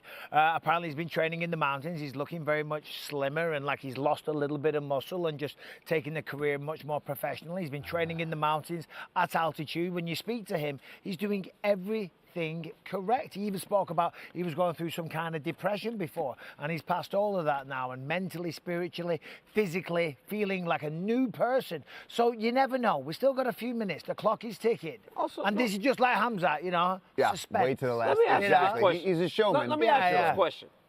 How early did they let Khamzat know that he didn't have just till 11 o'clock to weigh in? Because we didn't hear that. They've been encouraged to go before 10 o'clock. They've known for a month. But here's the deal, though. A month. You're encouraged to go before 10 o'clock. But ultimately, you still got to 11. How do we know he didn't just plan to make weight at 11 o'clock? He was told a month ago that you have to weigh in by 10. You don't have to weigh in by 10, though, Mike. You're encouraged. You have to let him know have if you plan to wait. Yeah, well, till 11. Khamzat, You're- right. yeah. Okay. Right? Like, Yes, it's like, you're right. It's like, so it's not really time No, yet. no. If it was Salt Lake City where you had to be on the scale by 10 in order to get the extra hour, Hold on. now I'd be concerned. But they're hold on, but still- the issue is that he hasn't told them. He has to. Well, we warn don't know them if in he's told them. advance. We got to get that note. But here's the issue: if you wait till the last second, Would you say, Zach? So if you wait till after Okay. 10, you get one shot. You don't get the ability to step off the scale and go try to cut that last pound or half pound. So that means he's cutting a lot. For Yeah, him so to you're not playing wanna leave a to dangerous even go game. check Now that's in. a little more concerning. Oh, really? So the who's three on the fighters, list? Three the out of three- the Khamzat, four. who else? there's 3 fighters left to go, and none of them. Sharbullet, boy. Khamzat, And and we have one more, Shara Bullet. and Bruno Silva. Yeah. Oh. So they're not going See? to weigh in the next 2 minutes. So they're going to take But they get the one luxury of chance. having this last But hour. against- So now I have to hold all the middle- pee all middleweights. for But another well, hour. you can actually go to the bathroom if you need to. Hey, listen, here's the deal, though, right? They get one chance, but you go to that check scale in the back. If you're heavy, you just go back to work. No, for sure. I'm going to exactly. push it till 11. I'm not going to go and weigh in until my weight is good on that check scale. 100%. You just got to be a little bit more, like, you can't go 80, 180, what's the weight, 185? 85, yeah. Or 186. six for these You guys. can't go 186.0 on that check scale. You got to go 185.8 for the little bit of difference that might happen. Nah, You have to go a little bit. 186, I'm pushing it. No, Yeah, I'm saying 186 and you then can't go drop the 186. underwear you if can drop have the to. jocks. Okay, yes, if you need to. yes. But if you're butt naked at 186 on the dot, Yeah. Well, then gotta you sweat a better little be bit. ready to get butt Yeah, naked you and go gotta- out there and maybe shave your head afterwards. Yeah, because like I remember back in the day, you get on weight, and then we used to get on the bus and drive to the arena, Yeah. and you just nibble on a little bit of ice, and you think, oh, I'm drifting, I'm fine, I'm gonna be light, and then you get there, and you're like, oh, Little bit heavy. Stressing yourself out. I I've been- sucked up Start too many spitting in ice a cup. cubes. one time when I was fighting Anderson Silva, we were at the Mandalay Bay, and I went into the check scale, weighed in, and I was right on 206. Or got on the weighing scale, I was 206.2. From one room to the next room. They just had a little bit of a difference in the scale. And that happens a lot, where there's like a 0.2 difference in a scale where it's kind of doing 0.20, 0.20. And when you see 0, you jump off. Yeah. I'm good. And that one just was maybe your 0.1. If it's a sliding scale, though, and you're drifting like that, this one's sliding. Yeah. Why don't they just use electronic scales? Well, because there's no room to mess with it. On that scale right there, when it goes, if this guy comes in, Khamzat Chimaev, at 186.2, and that thing starts to creep up towards the top, if they slap it, he's on weight. And we've seen that happen before in we fights. saw a lot of slaps last night. Slaps. Slap it. Love that. Are you saying they would just forget about 0.2 of a pound? No, I'm not saying that. I'm saying that I've seen. It kind of sounds like that. That's what it sounded like. Hey, Mike. Well, Mike, tailgate over here. I have seen people weigh in on different occasions, maybe like 3-4 times, fighters, where it's like it's kind of still just kind of drifting a little bit, and they're like, yeah, that's up just and fine. down. It's bouncing Because up if and it's down. like going, sometimes it starts to do this. The scale starts to go. If it goes up fast, you're in trouble. But when it starts to kind of slowly creep high, Yeah, or you just push down on the towel. Nobody knows better than DC about this. Bless you. You good? Hey, when it starts to go slow, boop, move it to the side. That's We're exactly on. what he's doing. All right, let's talk a little rent-free moment. It's a staple of the weigh-in show, as you guys all know, Bisping. This is when there's just a fighter on this card that you can't get out of your head. He's living rent-free in your head because of some fantastic event or achievement that he's had inside the octagon. Well, we're talking about Khamzat Chimaev, so let's stay on that guy, right? Khamzat Chimaev, we know he's dominant, but the one that really stands out, I think it was here in Abu Dhabi, gets a hold of Li Jingliang, picks him up, puts him on his shoulder, walking around with him, having a conversation with Dana White before he puts him down, and does this right here. This is what this man's capable of. Li Jingliang is no slouch. Not an easy man to beat, and he made it look just that. DC, what do you have for a rent-free moment? You know, for me, it's Ilia Topuria knocking out Alexander Volkanovski. I remember Volkanovski being who he was, and nobody could ever get to him. And then not only did this guy beat him, he beat him in that fashion. And he said he was going to do it. I talked to him in the week, and he goes, I'm knocking this dude out. And I was like, it's going to be much harder than you think, man. And then it wasn't. I'll never forget watching him do that in Anaheim. I'll make sure to tell Volk that when he comes on the show. Yeah. All right, Paul. That's how surprised I was because Volk's so good. Right. For me, man, speaking of Khamzat again, and Michael talked about him, and when I worked Fight Island, I got to call 2 fights within a couple of weeks from this guy, one at 170, another one at 185. And this is when he really just became this phenom, this prospect that we've been talking about, and had that boogeyman aura about him. This is when it all started, was when we first saw Chimaev come to Fight Island, fight twice. Dana White was just huge on this guy. He is such an absolute monster. And speaking of studs, Danny Gay, sitting on his couch at home in Las Vegas, gets the short notice call to fight Diego Lopez in the co-main event of UFC 303. One of the most incredible achievements we have seen. 4 hours notice. Talk about leverage, by the way, when you get that phone call. Yeah, for real. I mean, my goodness. So I didn't exactly do the homework correctly. I just wanted to do an RDA appreciation post. This is when he won the title almost a decade ago, 10 years ago, and he's still fighting top 10 opposition. He's fought 9 current, former, or future champions, 4 at welterweight, 5 at lightweight. This is UFC 185, beating Anthony Pettis and becoming champion. This was still the greatest performance by a challenger I've ever seen. I've never seen a challenger fight better. Complete decimation. Yeah, the way he beat Anthony Pettis. It is one of the best main events. Actually, it is the best main event, the best fight that you could possibly make right now in all of MMA. The champion, Ilia Topuria, taking on the legend, Max Holloway. Here's a closer look. When I start with mixed martial arts, always my mindset was like, anything I'm doing, I want to be the best. I never said I want to become a UFC World Champion. I said I will become a UFC World Champion. Whenever you have a champion as dominant as Alexander Volkanovski, what you hope for is a challenger that's so destructive that it makes you wonder whether or not he's going to be able to withstand the storm. That is Ilia Topuria. Oh! Topuria crowns Volkanovski. That'll do it, and new. I bring something that has never been seen in the UFC. I know he's only 15-0, and I know he just won the title, but I think this guy's one of the best fighters alive. I represent the new generation of mixed martial arts. The new era begins. Somewhere Max Holloway may have a smile on his face. They think I'm an old era, but I'm not done.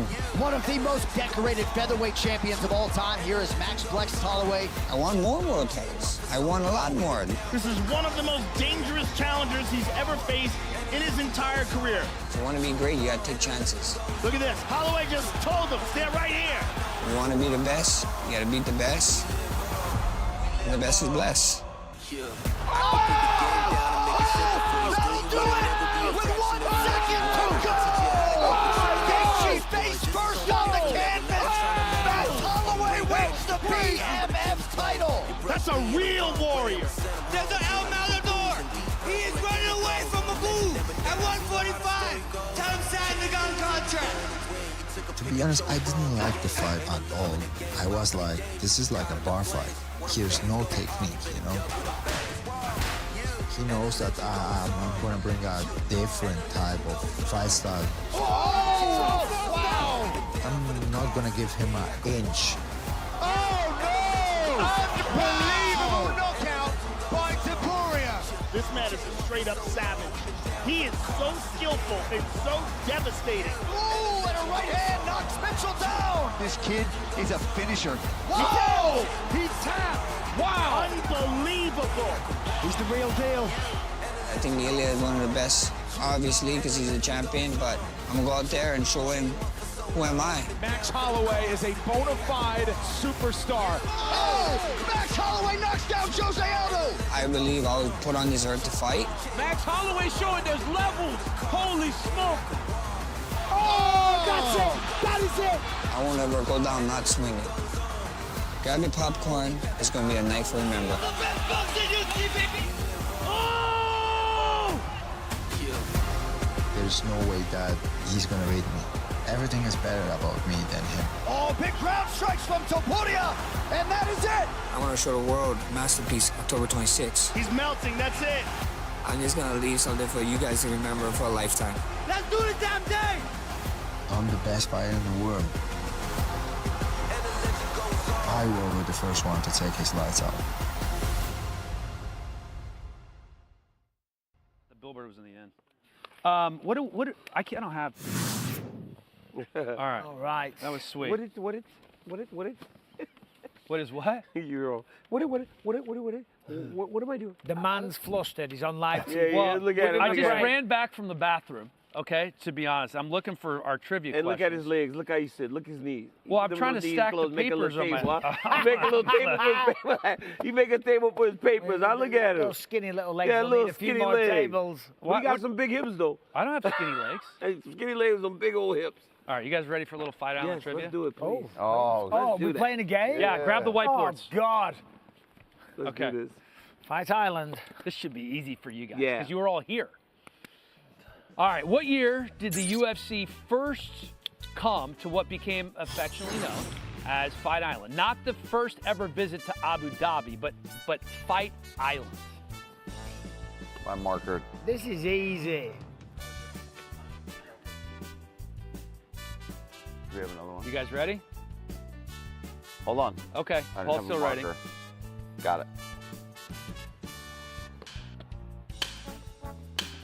Do we need the month?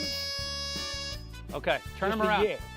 The year is 2020, Yep. July 12th. I was see? messing with DC. I thought it was UFC 2021. 251. All right, question number 2. Who headlined our last pay-per-view in Abu Dhabi? That was UFC 294. 294. Yeah, well, I need both fighters, guys.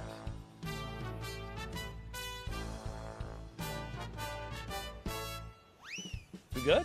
I got it. Yeah. Oh, think I already think don't he's have wrong. anything. All right. Whoa, Once whoa, again, whoa. DC's cheating. I think off he's of wrong. Bisping.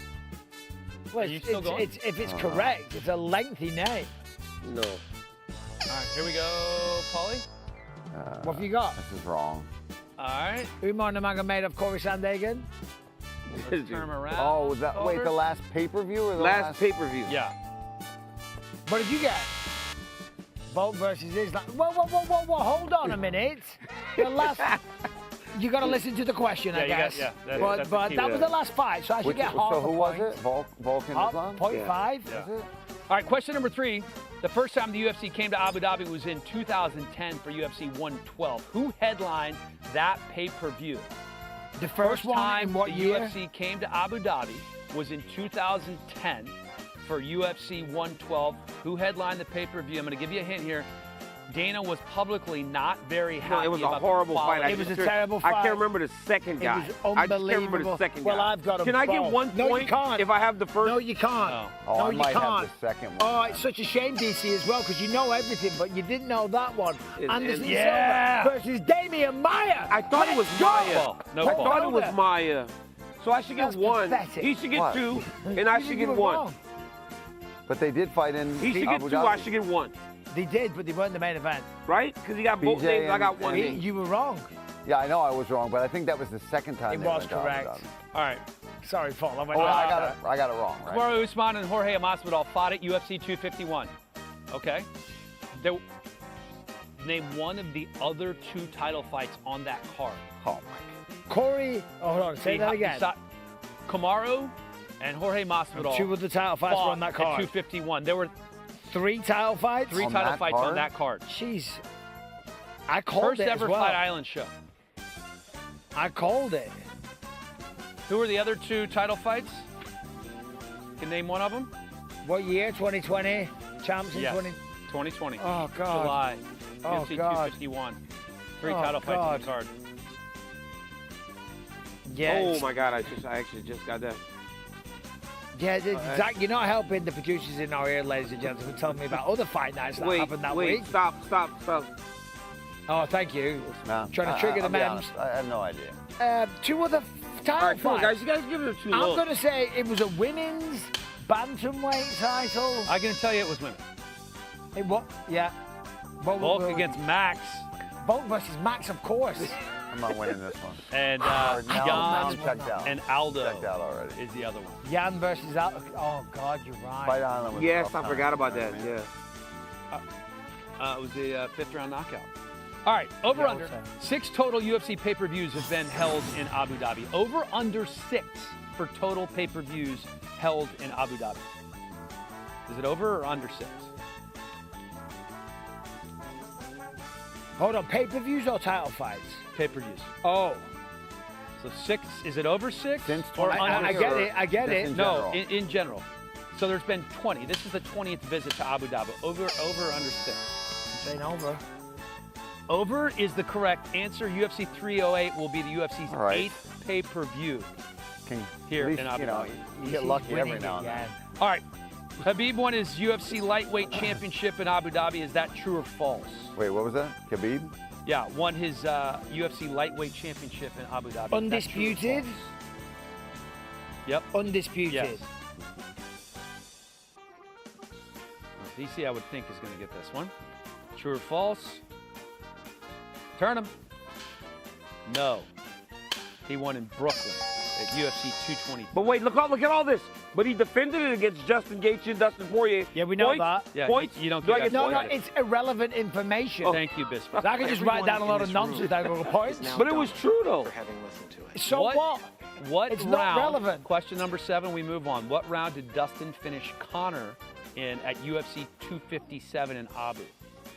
Oh, I almost put the wrong answer. What round did Dustin Poirier finish Conor McGregor turn it into at that. UFC 257 here in Abu Dhabi? Right. Turn him. Second round, and second round. You're a dick. You're a dick. Because I was going to put 4. Okay, No, who no, headlined no, the that last UFC show in Abu Dhabi? It was 2 months ago. Oh, God, for crying out loud, I gave you the answer before. Yeah, you certainly did. I did, because I'm just a giver. So why are you saying it loud? I forgot. Yeah, well, you know everything, DC. You're just amazing. All right, in turn him every over. way. Sandhagen. It's over. It's over. I don't know if it's over yet. Question number 9. Islam won the vacant lightweight title at UFC 280 here. Who did Islam beat? For the lightweight? Yep. Who did he beat? Charles Oliveira. Charles Oliveira. Mike, you're good, man. You're really good. What do you mean I'm good? You're I'm killing losing it. to you. Don't By one patronize though. me and go, well, you're doing really good, man. You're only one behind me. Didn't you call that fight? Yeah. He did. What did He you got get? it What wrong. did you get? I didn't put anything. Oh. My recollection involved? is shit. Okay, question number 10, DC. If you get this, I think you have locked up a victory. What is? Oh yeah, if Michael gets this wrong, what is the name of the arena we are sitting in right now? Oh. Jesus, can you just ask a Know difficult that. question for DC? What Does it involve is the football, name of the soccer, arena or any of his sitting in right teammates? now? What? All right, you guys ready to turn him? Etihad Arena right over your left shoulder. He's heating Oh, up. it is? Oh, for crying out loud. All right, question number Right. 11. Wait, it's over. No. No, he got it right too. Glover Teixeira won the belt here. Who did he defeat? Say that again. Glover Teixeira won the belt here. Who did he beat? Who did Glover beat for the belt? I'll tell you. Who did Glover beat? I'll tell you. I'll tell you. Stop touching me. I'll tell you. Stop touching me. Distract him. Shut up. Shut up. Come on, guys. Come on, guys. Don't get all day. There's a little hint. Turn him. Yeah. Vlahovic. Jan Vlahovic. I didn't even try. I'm not gonna win. Guys, You can't win guys, this. you're on the show to take the belt from the double champ. Oh, Again. You're on the shit. show to take the belt from him. I'll take it. Okay. Oh, oh, really? Your intention is to take it? Spin the wheel. Oh, you want to try to take my belt? I'll Spin the take- wheel. Let me get surgery on Tuesday, okay? Let me recover. Do some training. Oh, the No, mirror no, no, make him do it affirmation. again. Make him No, what do is it? What is it? I'll let him spin one What more is it? time. What It's is it? mirror affirmation. I'll let him spin one more I'll time. do something You don't else. like Yeah, it? no. I don't know what Spin that it is. again. Sounds- Spin it again, explain it Michael. What is it? Spin it again, What Michael. is It's it? easy. It's the easy one. Spin it one more time, Michael. Yeah. And again? No, that's it. That's it. Don't break the wheel. Don't break the wheel. This is our third wheel, anyways. Jim Jim Confessional. A story that you're not supposed to tell. Well, we'll just play it in because Rafael dos Anjos was on here before. And it's a little insulting to Rafael. But for a while there, he was walking around with his ear falling off. He what? He had his ear kind of falling off. Because your boy here has got a good left high kick. And he was training for a fight. Give him a high kick there. Cut his He had, ear to, off. he had to have like 2 surgeries on his ear. From you kicking him. That's what I've got, He's DC. a 55-pounder. That's the power I've got. It Was doesn't he- matter. I don't discriminate. You want to step in the octagon with Get me? your ass kicked. That's what's going to happen. This little prick's trying to take me down and go full jiu-jitsu on me. I'm like, poof, get out of Holy it. Get shit, out of it, Mike. Dos Anjos. This is more, Get a grip. more Jim Confessional. You just call him a little prick. No, you. This guy's crazy, man. I love him. So we obviously have a pretty big election coming up when we Yeah. get back to the States here Right. in I less than can't 2 vote. weeks, I believe. Very soon you'll be able to vote, hopefully. I was going to say something, but I'm not going Okay. Anyway, let's leave that there. Bruno Silva. Oh, here's Bruno Silva. Dude, I love Bruno Silva. He's one of my favorite guys. Was that right? The way he handled the Chris Weidman situation, unbelievable. He wasn't Class happy act, with you. man. No, he wasn't happy, He wasn't I think, happy with with you. any You of see us. that? He's mad at me? Oh, yeah. Yeah. Laughing at the eye pokes and stuff When I'm like actually that. giving this guy props, he's mad at me. Well, you're giving him props now. He doesn't know what you're saying right now. He's weighing in currently. And he's But wait. struggling. He's struggling. definitely struggling. Get them hands Touch off. your page, touch. He only gets one chance. Do a DC. Either he's on or he's off. Breathe out. That's what they He's used on, to he's on. say. I know. on. I used to try to Breathe do that out. too. Yeah, That- fucking the oxygen air. that weighs The nothing. oxygen's going to get you over the... 186, Yeah, the he's official on. weight He's on. There for we go. Bruno Bruno. Silva. So I hope Bruno Silva and I can get through whatever issues we have. I didn't even know we had issues. Did Yeah, you know, no, bro? Yeah, I he's did. very upset. For what? Laughing at the injuries That's not that he my. That's not my. sustained. That's our producers. No, what Big we goggles. were Scumbag, trying I think to he we were called trying you. to have fun with Chris, and he thought it was at his expense. But we were more talking about Chris, and obviously not Disgusting Bruno. person was thrown around. He called me a disgusting A person. shame to mixed martial arts. Are you kidding me? An embarrassment to the UFC. Holy shit, Bruno Silva. He said you're next. He didn't say any of that. All right, He guys. said something. So we have an election coming up, obviously a presidential election. So we're gonna play a little game here. Yeah. you I haven't heard about it. I on the haven't news. turned the TV on. I didn't No, know. I it's haven't crazy. seen You guys- every ad for the Clearly, last as however many witnessed months. by your trivia performance, you are, all you study is UFC. It's Right? just up there, buddy. Yeah, apparently, I just watched political ads then because I didn't have any of those ads. So I'm going to give you a matchup, right? And then I'm going to give you the name of a fighter. And you're going to tell me who the fighter would vote for, who they would rather face for their own Strickland. benefit. Right? You get it? Yeah. Do you understand what I'm saying? Are we writing it on the board? So, you just, Okay, we can just say it. okay. So hold on a minute. You've actually asked these fighters, and No. they've given their answers. No, but you're going to tell us what you think the fighter would Oh. say.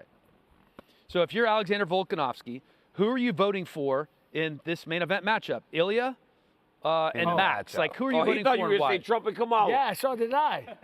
Me too. I was like, what? Oh, wait, so we did ask them this? No. No, we're asking you So- what you so think. if you're Why are we writing it down? I tell you, no, we're not writing it down. Michael It's a just started to discussion. write it down, and you So messed everything if up. you're Volkanovski, who do you want to win To this win, match? yes. Yeah. Basically. Yeah. It's a much clearer way of I know. Okay, listen, posing guys, the we did question. an entire call for like an hour where we talked about everything Yeah, I know, we're but you're just discussing. confusing me with this weird diction. No, he thinks he's Word, so is it a damn- word salad? You know what I mean? It's like, just say the word. He thinks he's so damn Talking about the smart. He election, always so I wants guess to I'm talking shit about out. word salad. Okay, so here's what we got. I believe that he's hoping that Topuria wins because he wants a rematch. So that's what the public answer would be. But deep down in his heart of hearts, he's probably thinking, go on, Max. Go on. I've beaten this guy 3 times. But I'll say it's Topuria. He beat him twice, I'll guys. say it's Topuria. Yeah, I think he wants Max to win because Ilya's already been vocal about not wanting to go down to Sydney to face. Wait, what about Volkanovski. Sydney? What do you mean, what about You you? Because said he there's doesn't wanna talks of go to going Sydney? down. So Alex is getting the title fight in Sydney. That's done. If it's not done, But Oh, Ilya's Matt al- Alex and, said and that. Ilya's already saying not happening. not doing it. They're going to be on my terms because I'm the champ. So Wow. if Max wins, you know damn well Max don't give a. Topuria's got some balls, hasn't he? Oh, he's he's- just like, no. He I'm acts like the he's the champ. He's defended the He belt acts 6, like 7 he times. owns the company. Right. It's like, bro, He's awesome. I ain't going down there. That's crazy. that's what superstars do, apparently. All right, Dricus du Plessis, the middleweight champ, who would he rather face? Who would he vote for? Robert Whittaker or Khamzat Chimaev? Robert Whittaker. Hold on. No, Hold they on. said DC first. Go in this order. That's Robert not what they Whit- said, but go ahead. Literally what they said in my. Robert Whittaker. Nobody said that, by the way, Drake but is it's fine. Duplessis. Robert Whittaker, because like you guys just said, he beat him before. Khamzat Chimaev is a little too unknown for a guy like Drake is Duplessis. Unknown? Unknown? Unknown, yeah. Bro. You don't know what you get with him. I did an Oh, in interview that with way him on you're my saying. YouTube Yeah, in that way, channel. like, the you don't numbers know- are through the roof. Right. You don't know what you get when you're in Yeah. there with him, whereas he knows what he gets when he's in there with Robert Whittaker. I think, listen, I understand your point and I see your logic, but as a champion, you want to clear out the division. He is a bogeyman of the division in many different ways, and he's a real one. He's a fighter. He wants to test himself. He wants the toughest matchups. Dricus du Plessis would welcome a challenge against Khamzat Chimaev. This is tough. You make a good point there, but I just feel like I think he's going to want the matchup with Whittaker because he's been in there and He he's knocked him out. taken him out before. And Chimaev is, you're just in for a shitstorm from the opening bell with that guy. So. You know what's so But crazy about that? You got a good point with that You one, know what's too, so Mike. crazy about that, though? You know you're in for that with with Chimaev, but maybe the general public doesn't think Whittaker is got a chance. But a lot of people in the know in terms of fighters we are like, definitely man, think Robert he's- Whittaker yeah. might win the fight. Listen, every single fight's different. Just because Dricus got it done the first time Oh, doesn't you're mean right. he gets it done the second time. You're right. Well, Let's the see how odds he moves. makers, it's interesting, the odds in these fights, because you talk about the people in the know goes against what the odds makers have as well. So, all right, Merab Dvalishvili. There are rumblings that Umar may fight again. If it happens, who's Merab voting for, Umar or Song Yadong? I think he's voting for Song Yadong. Oh, I don't have to write it down. Yeah, I think he's voting for Song Yadong. I think he can get that kind of wrestling pressure, really push him and force the Paul, you You're are really into election elections. season, man. A little throwback look there Look at for you. that. Good, Look huh? at that. I might have to grow that. What He's do you got the guys think? multicolored beard. I'm getting gray too. I mean, I'll be looking white soon. So You're definitely not getting gray. no. Bisping? Song Yadong. all day long. Stylistically, it matches up very, very well with Merab Dvalishvili. Umar Nurmagomedov, undefeated, stylistically a problem. Not saying Merab doesn't want to fight him. I'm just saying you want to start earning those championship paydays, the pay-per-view points, build your star. To make the real money, you got to be back. defending. You got to keep the belt. You got to keep it. Unless I was you're making Michael that Bisping. point, but it's fine. Unless you you're can Michael completely Bisping. butt in. It's fine. Unless Take you're Bisping. over. Hey, when Merab Dvalishvili won the belt, I went to his house on Monday to interview him. Bro was running. I remember that. He was running, bro.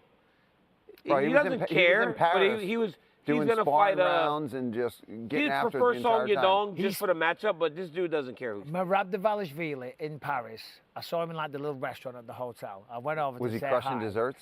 And he was eating a dessert, and I said, "Oh, that looks really good." And he said, "Do you want some?" And I like politely said yes. He spoon-fed me. Oh, wow. He's cheap. His house is awesome. Hey, bro, can I say something? Where's the video of that? Yeah, that's. Hey, bro. Thanks, Merab. I went to Merab's house. I hope no Yo, one saw that. I went to Merab's house, bro. Feeding me And I'm driving cheesecake. down this cul-de-sac, and like there's all these nice houses. Aljo's house is pristine, and then as you get to the end of the cul-de-sac, there's a house with a garage gym open, weight bench in the driveway, all kinds of wood on the ground. I'm like, this is where Merab lives, dog. He's sleeping on the lawn just so he can be tough. It was where he lived too.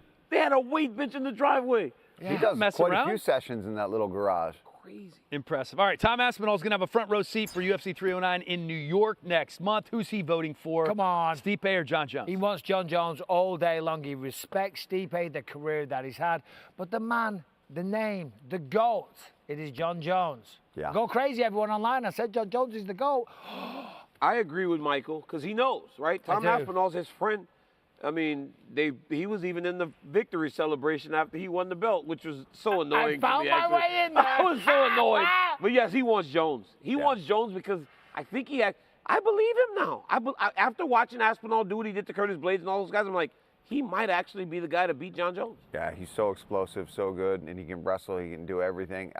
And he wants to make as much money as he possibly can. You're the heavyweight champ, you want to make that money. It's John Jones. You're the champion fighting John Jones, big paycheck coming your way. That's a great point. I mean, millions and millions of dollars of difference. All right, Conor McGregor going to have a close eye on that card, too. He is long expected to have been fighting Michael Chandler, but Chandler is instead moving on, not going to wait. So who would Conor rather face? Who's he voting for, Charles Oliveira or Michael Chandler? Michael Chandler. Because Charles Do Bronx might actually go try to win and take him down. Michael Chandler will stand with him, and that gives Conor the best chance. So, yeah, Michael Chandler. I'm going to say Charles Oliveira.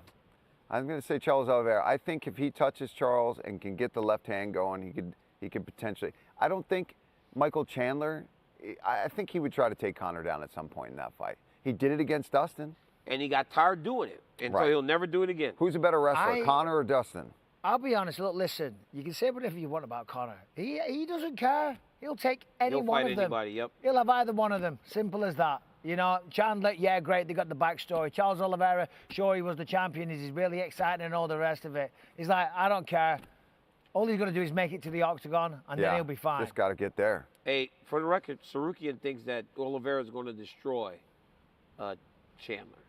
Well, he would say that because he just beat Oliveira. So the fighter's mind is like, well, if I beat him, boy, this guy's good. Yeah. He can beat anyone. Hyping up the guy. You know what he I'm beat. saying? Smart move.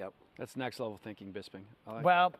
I'm That's what here you all do. day. I know. Brandon Royval had a huge win a couple of weeks ago. Very close to a title shot. Who's he voting for at UFC 310? Is it Pantoja or Asakura? He's Asakura. Fresh blood. He's even said it already, I think. He did That's, say it on our show. That's what he wants. Didn't Pantoja Here. beat him? Twice. Pantoja beat him already, He yeah. beat Royval And it twice. wasn't that I have close. one Like, he down beat here, him man. bad. Like, he wants Thanks, buddy. He wants Asakura because it also will maybe give him a title It's shot. it's a better Pantoja- chance, right? Yeah, Well, Pantoja beat on him. Well, because on paper, Royval kind of deserves it. You know, he's doing big things right now, but he has lost to Pantoja twice. Kaya Sakura, new blood. They've never fought once. I mean, it sells itself. Yeah. It's right there. Which potentially would be Asakura's just second fight in the UFC. Fighting for a title in his first fight. Pretty cool. Amanda Nunes, you all right? Last person did that was Gilbert Melendez, yeah? UFC debut fought for Oh, the yeah, belt? that's right. I believe Anthony so. Pettis. What year was that? Too many That cigarettes. was in 2013. No, it wasn't. It was in 2014. I do love my cigarettes. All right, we're going to have somebody look It that was up actually for us. 13. Let's move on to the next question. Amanda Nunes April has 2013. Wow, that's pretty impressive. Remember that. Amanda Nunes, as we talked about, has teased a comeback, right? If Kayla Harrison gets the shot at Juliana Pena, who would she rather face? Kayla Harrison or Juliana Pena? I mean, listen, on a personal level, no doubt she wants to punch Juliana Pena in the face so hard because Pena stirs up the pot. She really does, and that's why we all talk about her. But she's also a competitor. And Kayla Harrison, given all the credentials and the Olympic gold medal, you know, the Olympic medals from judo that she has and the big impression she's made in the UFC, if she's going to come back, it might be nice to just take that one off the box as well, because she can say, I truly was the greatest, because you don't know. Kayla Harrison might go on and defend the belt 4, 5, 6 times, and then there's a discussion. By then, Amanda would be, you know, respectfully too old to make a comeback. Yeah. So maybe get it done right now. Yeah. Then it'll kill the answers. Yeah. Hey, producers, could you guys say what you said to me in my ear a second ago to Michael and them? Yeah, April 2013. Well, Roku guys, clock is right to us today. Right. Roku clock. Listen, it's Kayla Harrison, dude. She won 50 to 43 against Juliana Pena.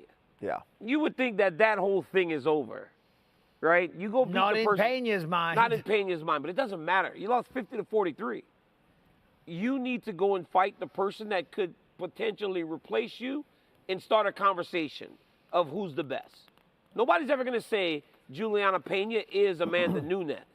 But if Kayla Harrison wins, to Mike's point, it's still defenses, you're like, it's still 1-1, right? Yeah, but it doesn't matter, bro. It doesn't matter. In the words of Dana White, if you know, you know. Yeah, it was 1-1, bro, but that second fight, man, it was bad. That was bad. That was a beating. Yeah, I agree. Yeah? Kayla Harrison. Okay. All right, you guys ready for a little rapid fire? Yeah. All right, this is going to be good. Probably Is this not. including the whiteboards? You don't need Oh. the Thank whiteboard. God. I like writing on the boards and I scribbling do, them actually. out. I know how I It feels feel. good, Felder doesn't like that, so we're No, not I going to like do it this it. time. All right, more likely to point at the mat and say stand and trade. Ilya or Max Max? Holloway? Oh, sorry. I thought it was rapid fire. We're going to get in. No, we're starting here and we go around. In this particular matchup, I think it's Ilya. He's talked about it so damn much, and I think his chance to win is obviously catching Max and hurting him early in the fight. So I think he wants to be in close, slinging big punches. He can rip to the body, go back upstairs. I think Ilya Topuria is the one that's going to want to do it in this one, in the beginning. Ilya Topuria, that's what he wants. He wants Max Holloway to do that so he doesn't fight a smart fight. Yeah. Max Holloway's going to approach this very smart, without emotion. Topuria is trying to get under his skin.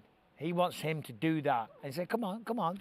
Are you man enough? Do you have the balls to do it with me? Show the world. Show the world. You do it with other people. Yeah. Will you do it with me? Topuria. He'll try to fight his ego. You know what? One thing about Topuria also, he doesn't, when Max and him do that, it's a lot of just swinging.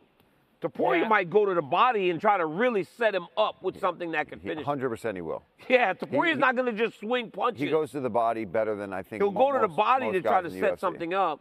And that, imagine if Justin went to the body when him and Max were throwing Max like did that. go to the body when he finished Justin now. It was there was, like a, boop, there was boop, a body boop, shot in there. bang. I've seen it many times. Yeah. There was a Rapid body fire. shot. But it's a Rapid fire. lot of... You ready for the next one? Rapid fire. Yeah, rapid Shoot me. fire. Fact or fiction, Ilya Topuria's mind games are working. Fiction. Fiction.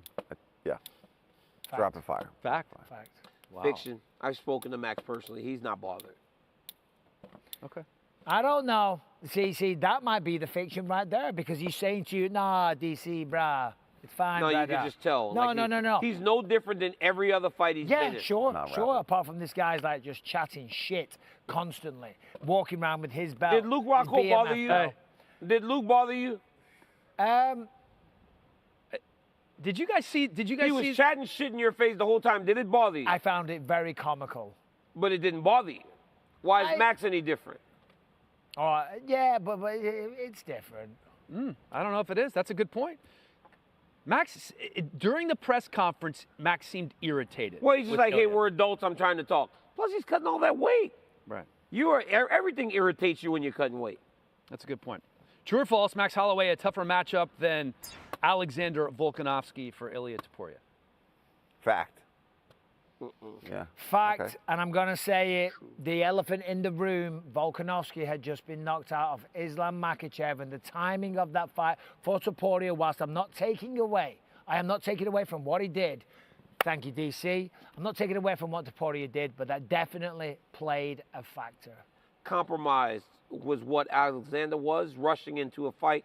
Max is a bit fresh. And honestly, just in the matchup, I think it's tougher because he's so much longer than Alexander Volkanovski. All right, buy or sell Holloway's recent power surge with knockouts over Gaethje and the Korean Zombie. Yeah. Hold on. Don't make me answer Do you believe this. in it? No. Do you believe in it? No, I don't believe it. I think that Zombie was on his way out and wanted to go out on his shield. It was an absolute slugfest. One of them had the potential of getting knocked out the way they were throwing, especially at the end of a fight in the 5th round when you're throwing wild like that. I still think he's still more of a volume striker than he is an absolute knockout artist. I think it's just 2 awesome ones in a row, but I still think that's less of what we'll see from him. So I think it's a bit of a facade. Completely agree. Perfectly pointed out and articulated to the people, Paul. I will Thank add you, that. Michael. But you forgot one essential ingredient. That fight was Salt? also at 150 pounds, 55 pounds. Yeah. And yes, salt.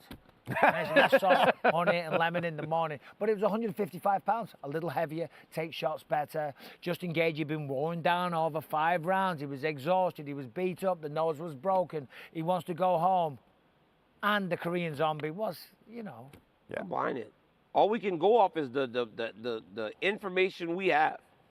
And the information we have in the last 2 fights tells us that he has more power. You're a little bit of a developed. Max. You're a little bit of a Max Homer. I'm not a Max Homer. I'm telling you the truth. Like, I mean, all you can take is the information you have in front of you and apply it. Max even said himself, I landed before he landed. It could have been either one of us. Absolutely, He was being deferential, but that was the truth. Landed. He still landed. He's landed. He did the same thing with what's that kid? Ricardo Lamas. Hit him the same way, and Ricardo Lamas ate it. Right. This Well, time, what does that say to you? this time Justin Gaethje.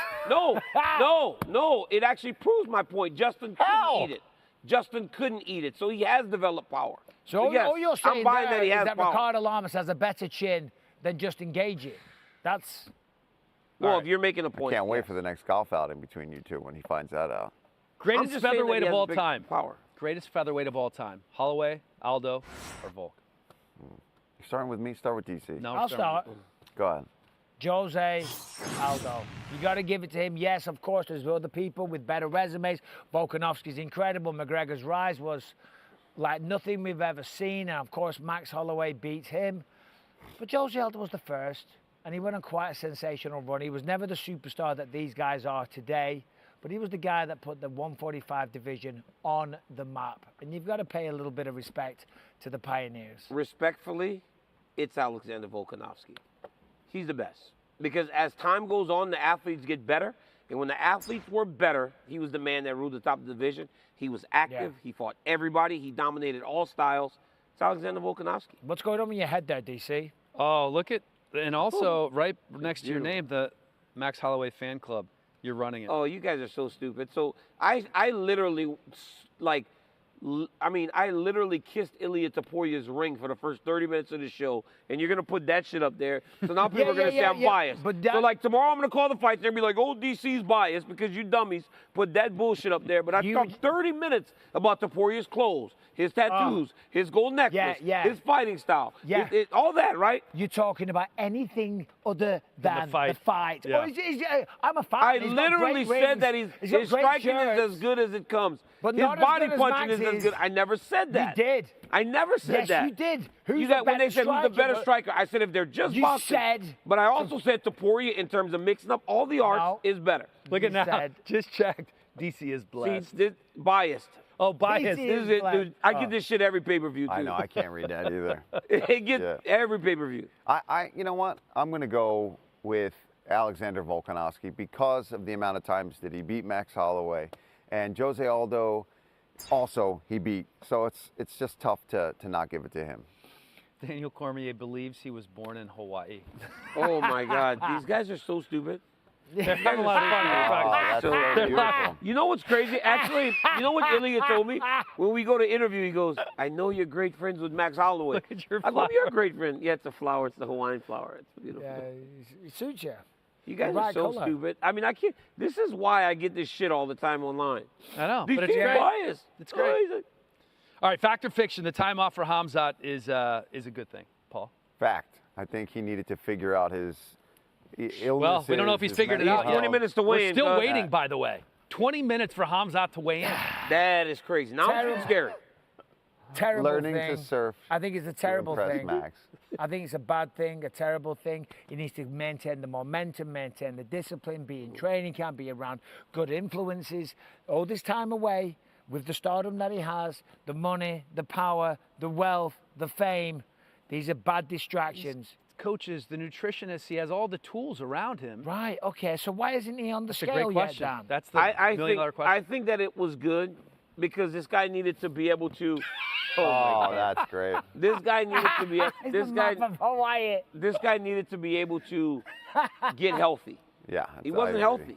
He just was not healthy. So he needed time. This is so. That's making us dizzy. You guys got to get that off. It's shaking like crazy. Remember, guys, Dan's 60. He can't look at stuff like that. It's 60. What does we have a weigh-in coming, I believe. It looked like Dan had a filter on his neck. Was so funny looking on that video. Oh, that's The funny. backup fighter, Diego Lopez. I mean, what a guy, right? Walks out here. He's going to make weight. Talking to him the other day in high spirits. Always got a big smile on He his does. face. He's a happy Great guy. dude. Yeah, he's a great dude. He's awesome. You know, and again, that fight with Dan Ige, the fact that he agreed to take that on 4 hours' notice as well, that is understated or under-recognized or Well, he weighed in underappreciated. 3 times, dude. He makes weight at 45. He was down. Weighs in at 50. Then weighs in at 65. This is savage. Now, this is difficult, right? 145, the official weight 145. for But this Diego is very Lopez. difficult. Diego Oh, yeah. Lopez getting down to scratch weight with no fight. He should go Especially now talk to knowing Victor that Hugo. he already knows that the guys have both weighed in, and he still got the weight down. That's crazy impressive. Yeah, it really is. The moment those two dudes would have stepped on the scale, I'd have been like, forget this shit. I'm getting some water and I'm gonna make myself feel good, right? Yeah, then you don't Like, get it's over. you don't get paid though. I'm sure he's paid something Yeah, for this. Well, he's gonna Right. get paid, but still, man, it's like, dude, I You got have to down. I make the came weight. here. No, you got to make the weight. I would have made sure I got something. All right, just next to fighter come. to weigh in here this morning, competing live on Oh, pay-per-view wow, in the look at that- main what card that opener says. in the middleweight Wow, division, Diego's Shara as good as Bullet Matt. Magomedov. I know. Dude, this is crazy because now I got to deal with Ilya. I got to talk to Ilya. He wins this fight tomorrow night. I'm going to walk in the octagon. He'll take a Dude, shot you at me. can't put Well, that here's on the another fucking special guy. scale, bro. Shara What are you Magomedov. doing? I mean, he is, talk about a fun guy to watch. Very big for the weight class, extremely quick, lean. The kicking ability that this guy has, the dexterity in the legs, the agility. I mean, he's shown them. A couple of times he 185, can the get official taken weight down, but for this man Shara is as Magomedov. exciting as they come. He will elbow the hell out of you if he's on his back and on the feet. He is a problem for anybody. He looked better last fight in Saudi Arabia. His takedown defense. Yeah, held up way expected. better. Yeah, it was way better. And I think it was because he knew he was fighting a guy that was going to take him down. And, you The know, first fight, he didn't know the guy was going to wrestle him as much as he did. he's a really smart guy as well. Shara is? He's a smart guy. You know why? You know who his inspiration is? One of his biggest inspirations in life is? Oh, here we go. You must have You. forgot we talked about this already. Oh, dude, oh, shit. Oh. He's a smart guy, man. Hey, he looks Bisping, for positive role He models. actually gave you that and you no-sold him. And then you try to spin back to it. That's bad, Mike. Can you stop eating Oh, for the show? I mean, you just will. I mean, every time I look over, you have a bite in your mouth. good. It is pretty good. bloody Guys, good. I know we're joking around and having fun, but we This have is not good. 16 minutes and 30 seconds for Not Hamzat good. Chimaev to weigh in. Yeah, but hold part on. of this card. So just now to- I'm nervous. It's been a long time since we've had this kind of drama, So real drama can on the we weigh-in just show. clarify? Oh, right, it's almost 11. Yeah. Yeah, here's the I'd danger. almost Here's have- the crazy thing, though, right? Here's the crazy This thing. is it. He's got That's one it. You shot. get to get on the scale 16 one time. minutes. And then what happens? Well, if He he misses cannot weight, fight. Robert Whittaker will fight him. Right, but he doesn't That's get another fact. chance to weigh in. No. Yeah. But then if he misses weight by a pound, Whittaker will fight. It's extremely. What's the limit for? Last time he was fighting Aliskerov, He said if he didn't make weight, he wouldn't fight. So- and what's the limit? What if he Now, misses weight by 3 hold pounds? on. Let's pull the curtain back a little bit for people that don't know. So you're in your hotel room, you're in the sauna, wherever the case is where you're cutting weight, and all your coaches are around you, and they're looking at the clock and they're looking at the time. Yeah, you gotta work. And, You gotta and work. they're like, guys, we got to get down there. And you're like, I'm dying. Hey, bro. Listen, you've got to go. We got to get down there right now. That is what's going on backstage. He's pushing back Oh, it's a potentially, scramble. or maybe he's about to get on the scale. Who knows? Guys. But potentially, let me scramble. finish my goddamn point. Go ahead. Jesus, it's fine. Go ahead. Say it. It must be good. No, It's listen, got to be good. Like it is, but listen, that moment, you always got your weight off good, right? I wasn't one that did that. I remember being in this exact same situation with 17 minutes to go. It's a great point. Hey, 17 minutes. Hey, look at this. I mean, You it guys had have to be hey, said. we can't even do a hey, honestly, like we can't even do a show if we're That's a gonna do good shit spread. like this. Jesus Christ. I'm not gonna do this no more. That We cannot point could do have a show. waited, though. Like this could have waited. Like I we're trying to know. make a point. You could have Anyhow, waited but 15 listen, seconds guys. for me to make mine. I'm trying to make the weight. I'm like a pound Trying to get over. in there. They get the doctor in. The doctor's telling me, Daniel, because now you're like, I can't do this. I'm done. I'm taking all I can out. The doctor says the only way we can stop this weight cut, Daniel, is if you can't see, if you're incapable of going. I'm in a hot tub. I'm so desperate. I start doing this. Doc, I can't see. Doc, I can't. Doc, are you there? I was trying to opt out of the fight. Don't listen right to now, his those story. questions, those things are starting to go through his head. Can I get this last pound off? Can I do this? And I'm telling you, when you've been there before and you've not got on the scale at the weight and there was no punishment, to my point earlier, he still got the fight. He did not get punished. There was no real punishment. He got the fight. He didn't get a Well, he bonus, lost but he some got money. it. But it doesn't matter. You lose a little money, you still get the fight. Nobody talks about that much anymore. He just beat up on Kevin Holloway. He's thinking to himself now, Rob still fights me. I go win. Won't change much. Yeah, but it does change a lot. It changes your perception with the UFC. It changes your perception with the fans. Yeah, and we start doubting him, right? It depends whether or not you get a title fight. Right, Yeah, that's the key, right? That's Yeah, the but big the point main there, thing. Guess what, though? Michael. He's not Yeah. getting a title fight. No. This is the biggest thing. He wants Oh, to be wait. a champion. And if Yeah. he misses weight here again, he ain't going to get that opportunity. Well, here he goes. I believe he's ready to weigh in. The other All half right, of the let's go. They don't even have And I hope he the does. box isn't out there either. So he's either ranked contender He might have just cut his weight Chimaev. later. Yeah, exactly. I told you. Maybe he just wanted to build up the drama. Or he's not He doesn't making look weight. happy, though. Your brother. Oh, he's smiling. No, he's fine. Yeah, he's fine. Oh, he's fine.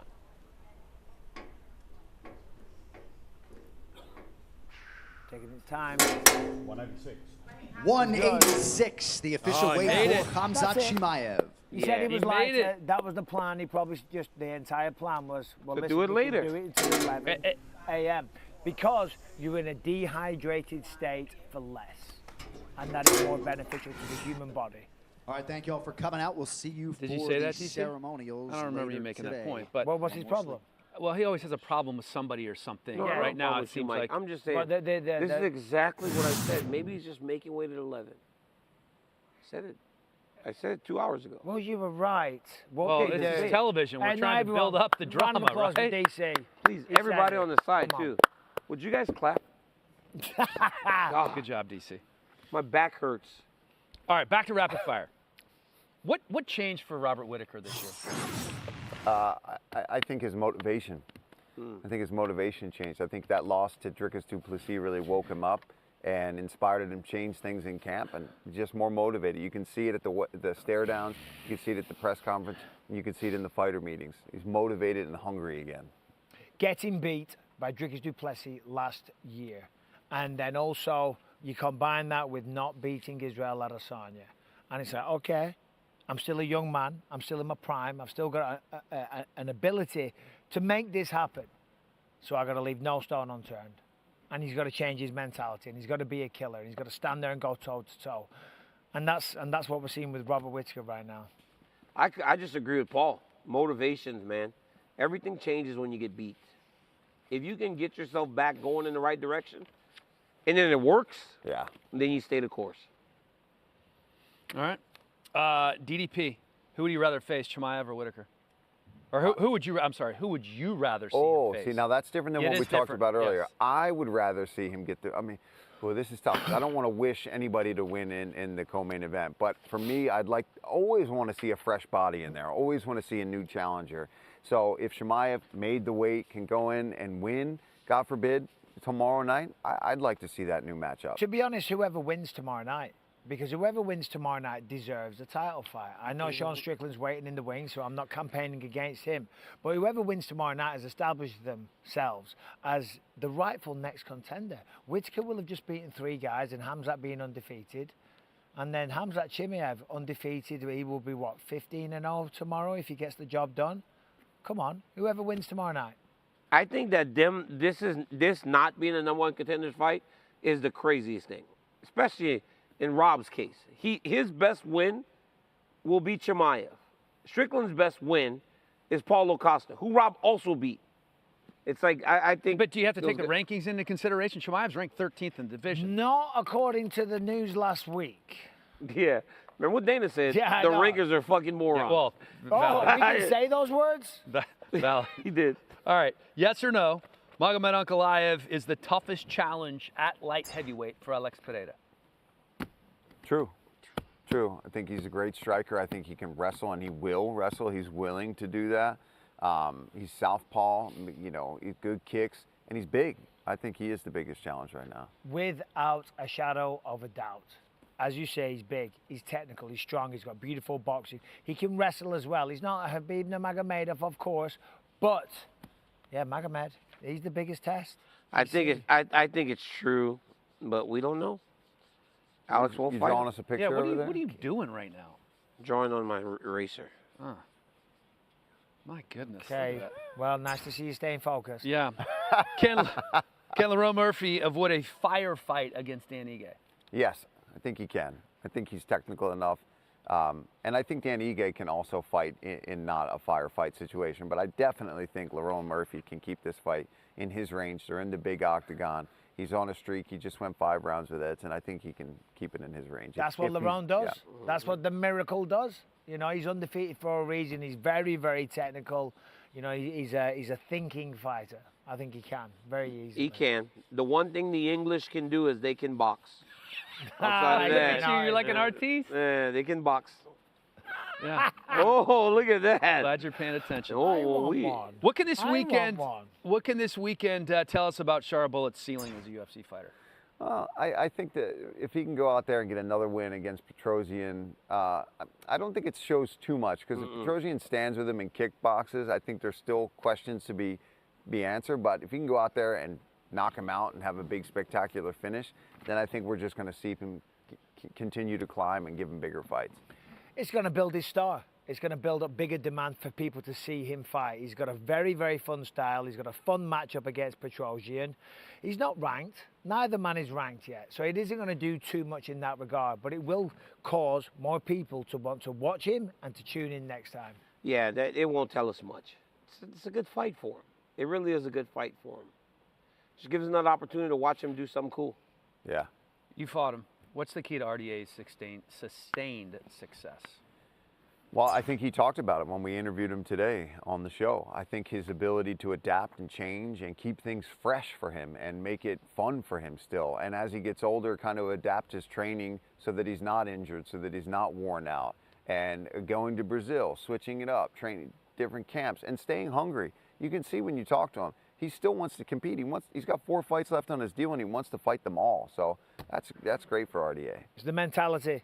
It's the mentality, simple as that. We had the same coach for a while, Jason Perillo, and all of Perillo's fighters have the same thing in common. Otherwise, he doesn't like to work with them. He wants real fighters that don't mess around, that want to show up and fight and train their ass off. Yeah, he's technical. He's got all of that. He's got the experience. But in here, the man is a fighter. Simple as that.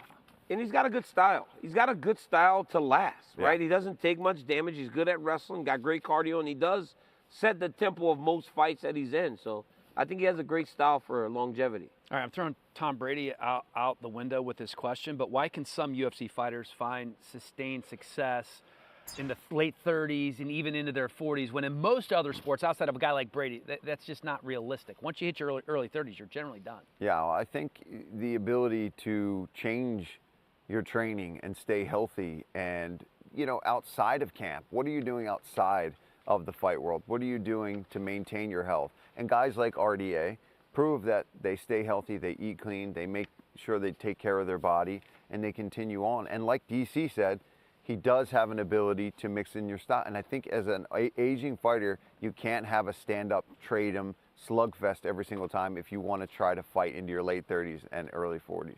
The sport of mixed martial arts is not a one-size-fits-all. What works for one person doesn't work for another. And you can work with all the coaches in the world, but they may not have the recipe for what you need. You can only figure that out yourself, and that comes with time and experience and willpower. You know, if you're willing to stay the course, you're willing to make the changes, be honest with yourself, be humble and think, right, why did I lose that fight? What did I do wrong? Why didn't I make weight? Why didn't I feel so great? I was overtrained, undertrained, whatever the case may be. If you're honest with yourself and you look and assess every time you go along, you perfect the craft. And eventually you get there. Or we can all be big swinging dicks like DC and just come in and get the double champ belt and just annoy everyone for eternity. But not everyone's built like that. LeBron James is about to turn 40. He's in his 21st season. The world's changing. Athletes can compete at a high level longer. Just the way it is, right? And RDA is one of those guys. As you get older, you recognize what you got to do differently and just pay attention to your body. He doesn't need to train as hard anymore because he knows exactly what he can and can't do now as he ages. So, yeah. But, yeah, I did become the double champ at 39. I don't know if that's ever going to happen again. No, to your point, it's happening more and more now than we've ever seen it before. You know, and in football, you know, Tom Brady, I mean, seemingly could have played till 50. 45, I think. You have Aaron Rodgers going into his mid-40s as well. But let's talk about let's move this to somebody who's younger and potentially next in line for a title fight. Magomed Ankalaev, if he gets by Alexander Rakic, he's going to get a title fight. I mean, it seems obvious here. So let's talk your top 5 fighters who are up next. It cannot be somebody who is already booked for a title fight like Shavkat, who's going to take on Bilal at UFC 310. So DC, we'll start with you, your top 5 fighters who are up next, destined for a title shot. First is Kayla Harrison. Right? I mean, she was on the split screen with the champion when she won the belt. Seems clear that she's going to be next. Umar Nurmagomedov. Him and Merab are going back and forth before Merab could even leave the octagon with the title. The winner of Ankalaev Rakic, guys, please, it has to be Ankalaev. If he wins Rakic, maybe you could say he needs more. Sean Strickland, they said he's the #1 contender, so he's clearly up next. And, dude, that Jack Della Maddalena. Oh. That dude is something else. At some point, that guy's going to fight for the UFC World Championship. I think he's up next. I think he's very exciting for all the Australian fighters that are following behind him. All right, Felder. I think Brandon Royval, especially if the newcomer wins the belt, I think he's clearly up next after that last performance, taking on, you know, an undefeated absolute stud. And I agree, Ankalaev is probably with a win coming up next. And Sean Strickland, I think, you know, it's kind of been talked about. It seems like that's the way they're going. It could be it could change this weekend potentially. And I think Diego Lopez is a guy who's eventually going to get his shot for that belt. And Manon Fiorot. I love that. I forgot about her. Like I forgot about her. Yeah, I think it's definitely clear as day that she needs to be fighting for a belt. Yeah, Manon Fiorot, I should have picked her. I should have picked Diego Lopez, but I didn't. I went with, let me see the list on the TV. Never mind, I've got it in my hand. Sean Strickland, because that's pretty much been announced. Kayla Harrison, what's up? Okay, I thought, he said Char. That's good. No. Kayla Harrison, I mean, come on, it's got to happen. That's the only reason she's here. Magomed Ankalaev with a win. They got Shara up there, They got Shara Magomedov up there. That's why I was can't see anything. So, but they do have that. But it should be Magomed Ankalaev. Alexander Volkanovski. He said he's only fighting for a belt. He's only coming back for a title fight. So there you go. And then of course the undefeated, the man that just beat Corey Sandhagen, Umar Nurmagomedov. Yeah. Speaking of trying to come back for a belt, Max Holloway trying to win that title for the first time since 2019. That would be the longest time in between title reigns for a male champion in UFC history. Blessed is on the Blessed Express. Let's take a look. The gladiator mindset is a man who will die on his sword and not his shield. I ain't hiding from no one. Look at the strength of my schedule, my past fights. If you want to be the best, you got to beat the best, and the best is blessed. One of the most beloved fighters in the world and one of the most decorated featherweight champions of all time. He is so good in so many ways. His octagon IQ is so high. His record is impeccable. His performances have been fantastic. Oh, that's it. I'm him. I'm right here. We are talking about a guy that has long been considered one of the best boxers in the UFC. Oh my God, it's like a 10-punch combo from Max. If you are not well prepared, he is going to overwhelm you. I'm the best boxer you see, baby. All these guys is all contenders, supposedly younger guys that were supposed to take me out. Max Holloway showing there's levels. I did what I did. At the end of the day, no one's gonna tell me what I can and cannot do. Look at this. Holloway just told him, stand right here. That'll do it! With 1 second to go! That's a real warrior.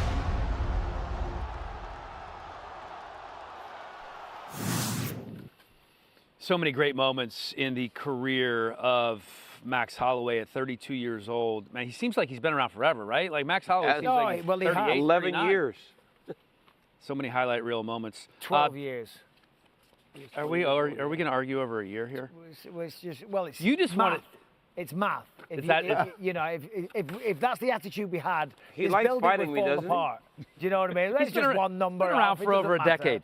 You know, How 12 about years. How about your favorite moment in his 12-year span? Max Holloway's favourite moment in his 12 years. I mean, look, let's just go back to April. Look at this. This was a master class. And it's why this fight is happening. Punch at the ground. Yeah, it's his signature move. But to do this, to just engage it. Yeah, he the gives rip to the human body. highlight reel, face plant, knock him out. Nobody predicted that. Nobody. DC? Watching him beat on Calvin Kattar was crazy. Here in Abu Dhabi, I mean, hands in front of him, dancing. I'm the best boxer. I'm the best boxer. Pointing to us, Paul, next to the octagon, and threw 700 punches over the course of 5 rounds. Very rarely do you see Dana get up and run with the losing fighter back to the back. They were that worried about Calvin Kattar after the beating Max Holloway put on him. It was crazy to watch in live action. Insane. Yeah, insane. But for me, it was when he KO'd the Korean Zombie. I mean, in Singapore, the crowd was absolutely crazy this night to send off the Zombie in his last ever fight. And you know, before the Gaethje fight, we hadn't seen Max do this to people in a long time. We hadn't seen him just put somebody out on the feet like this. So this is what kind of started this whole conversation about, does Max have more power than he used to? I mean, he absolutely wrecked the Zombie for a send-off fight. It was nuts. That room was nuts. Really? Yeah. It was loud in there? It was crazy. It was crazy. Especially when the Zombie walked out. Oh, and then music even his everything. send-off, it was just a great and then night. Max puts him to sleep. He has so many good moments inside the octagon, but obviously there's a lot of great moments outside of the octagon because of his personality. I mean, just a couple of days ago, he told DC that he looked like a soccer ball. And then in 2016, he was up in Canada. I believe it was an episode of Embedded. Take a listen to this. The food is good. I just can't wait to get over this December 10th fight and enjoy some poutine. Poutine? Poutine. I know it's poutine. For the Hawaii people that don't know, it's French fries. French fries with gravy, the cheese, and bacon.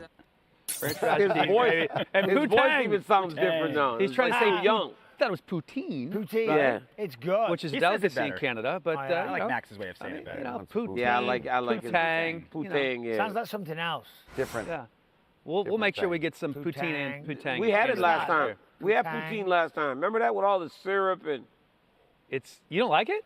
They had too much syrup and shit on that. Syrup. Yeah, it's no. crazy. It was disgusting. Remember, Mike? Chips and gravy. It's a staple in the UK. It's You great. throw a bit of cheese on there as well. Oh. Yeah, we had like a maple syrup one and it was disgusting. Yeah, that's I had gross. forgotten about that. I didn't taste that one. Yeah, because they knew the Americans are coming. Let's Remember put we tried to maple make syrup on Dominic Cruz everything. eat it? He was not touching that. No, he wasn't doing that. Us Doesn't go with making his him eat poutine was the funniest shit ever. Who, Dom? Oh, God. RJ, I'd what do you love have? to see that. Max Holloway moment. How about passing of the torch moment? I mean, obviously, like Jose Aldo had lost to Conor McGregor, but it disappeared. But this was a pass. You have a guy who was undefeated for 10 years. You got a guy like a legend like Jose Aldo, and then here's the next guy up, young guy, new era came. This was the passing of the torch fight that I'll never forget. I watched this shit in Hamilton. I was in Hamilton, the stage play or whatever it is, watching Max Holloway become the champ. It was awesome. I yelled in there. People were fucking during pissed at me. a Broadway show. Yes. Classic. Yeah. And that is sacrilege to Paul Is it? Felder. Yeah. To Paul Felder, yeah. If I was on that stage, Yeah, and there's I'd have been DC upset. shouting and screaming, talking over everybody. It's usually hearing aids that start going off in the theater, not people yelling about fist fights. But that's cool. So what are we doing here, Dan Howley? Well, I'm just curious before we get to this next game, because we've talked about what a great matchup this is. Does the winner of Ilya and Max have a chance to be the surpass Pereira as potentially the fighter of the year?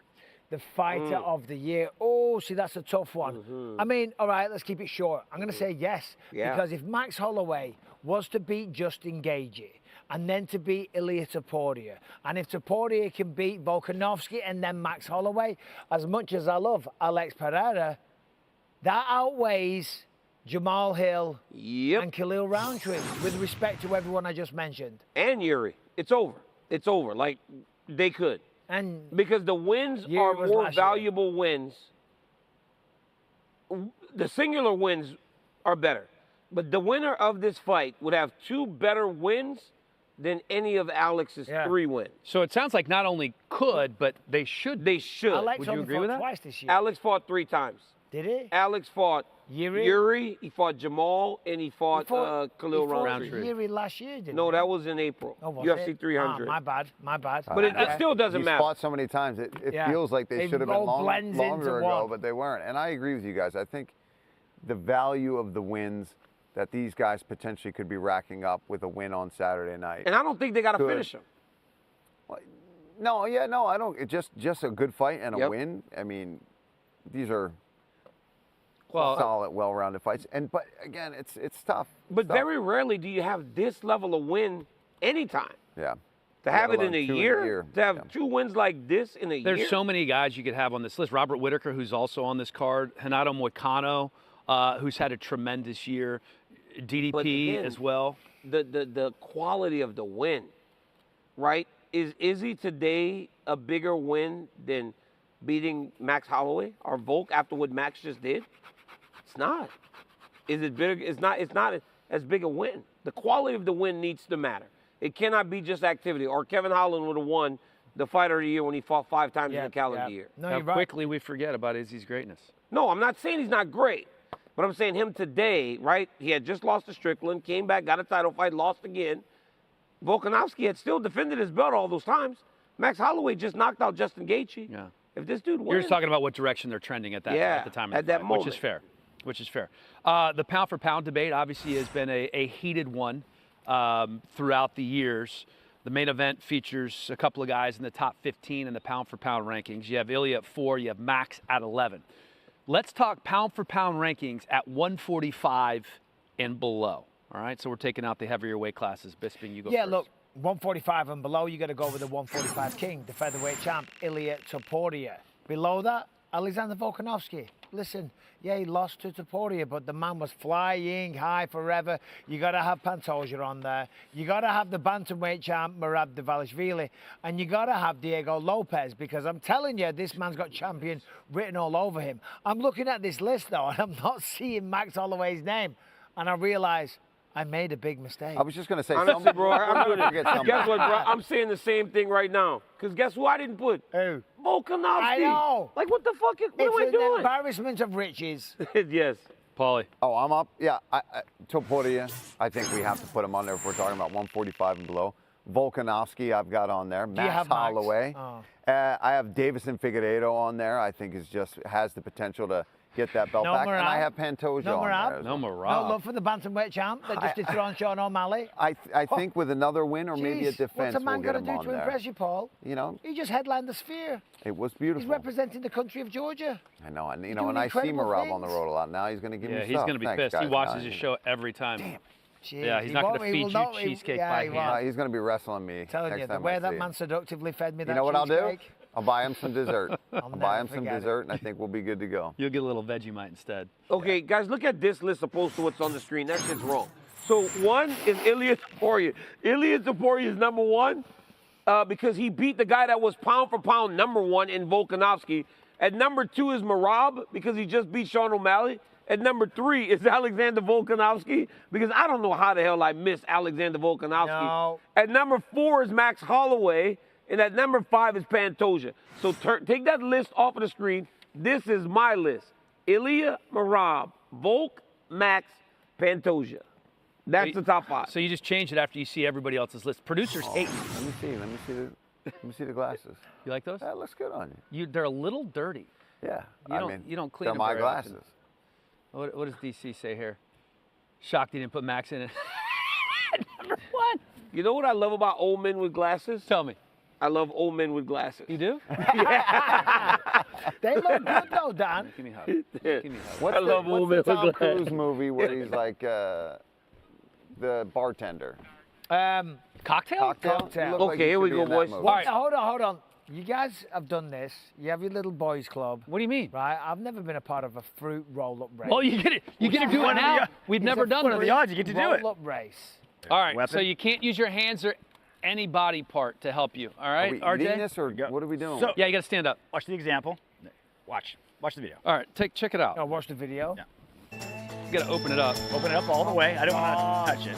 Open it up all the way. Unsheath it. Crying out loud. I can see and then Bisping you being suck really it good down at this. past it. What do you do? You don't touch it. You just Just eat your it. mouth. You just eat. I can You're tell gonna you. eat it. I can tell you I've one just had thing. 17 breakfasts. This is not the panel I was hoping for when we played this game. I just. All right. Unsheath. Okay. Hold on. Hey, Take out the ball, paper. wait for Unless ball. you want to God. eat the paper, hey, there's an option. Bisping, you got to stand in front of your chair. Wait, Bisping's already eating his. Bisping's eating. Hey, No, no, hey, no, no, no, no, no. This guy's. Take it out of your mouth. Oh my God. Oh my God, you look at half of cheater. it. All right. All right. Get a new one, Mike. New one, Mike. You Piss cheated. off, RJ. No. Rules are rules. Get the cramp machine. Oh, that'd be great.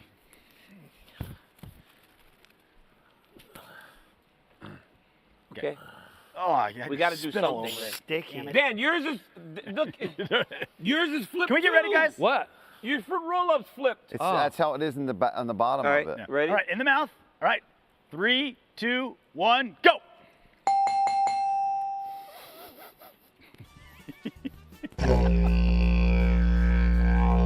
DC was built for this. Look at that.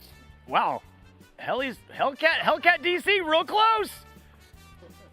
Oh, DC, barely. Barely DC. You're Wow. No, I'm gonna swallow it. We're gonna swallow it? I might choke to death. DC one. Yeah, DC one. DC I one. got slaughtered. Wow. It's gone anyway. Wow. How? You just spit all over yourself. Swallowed.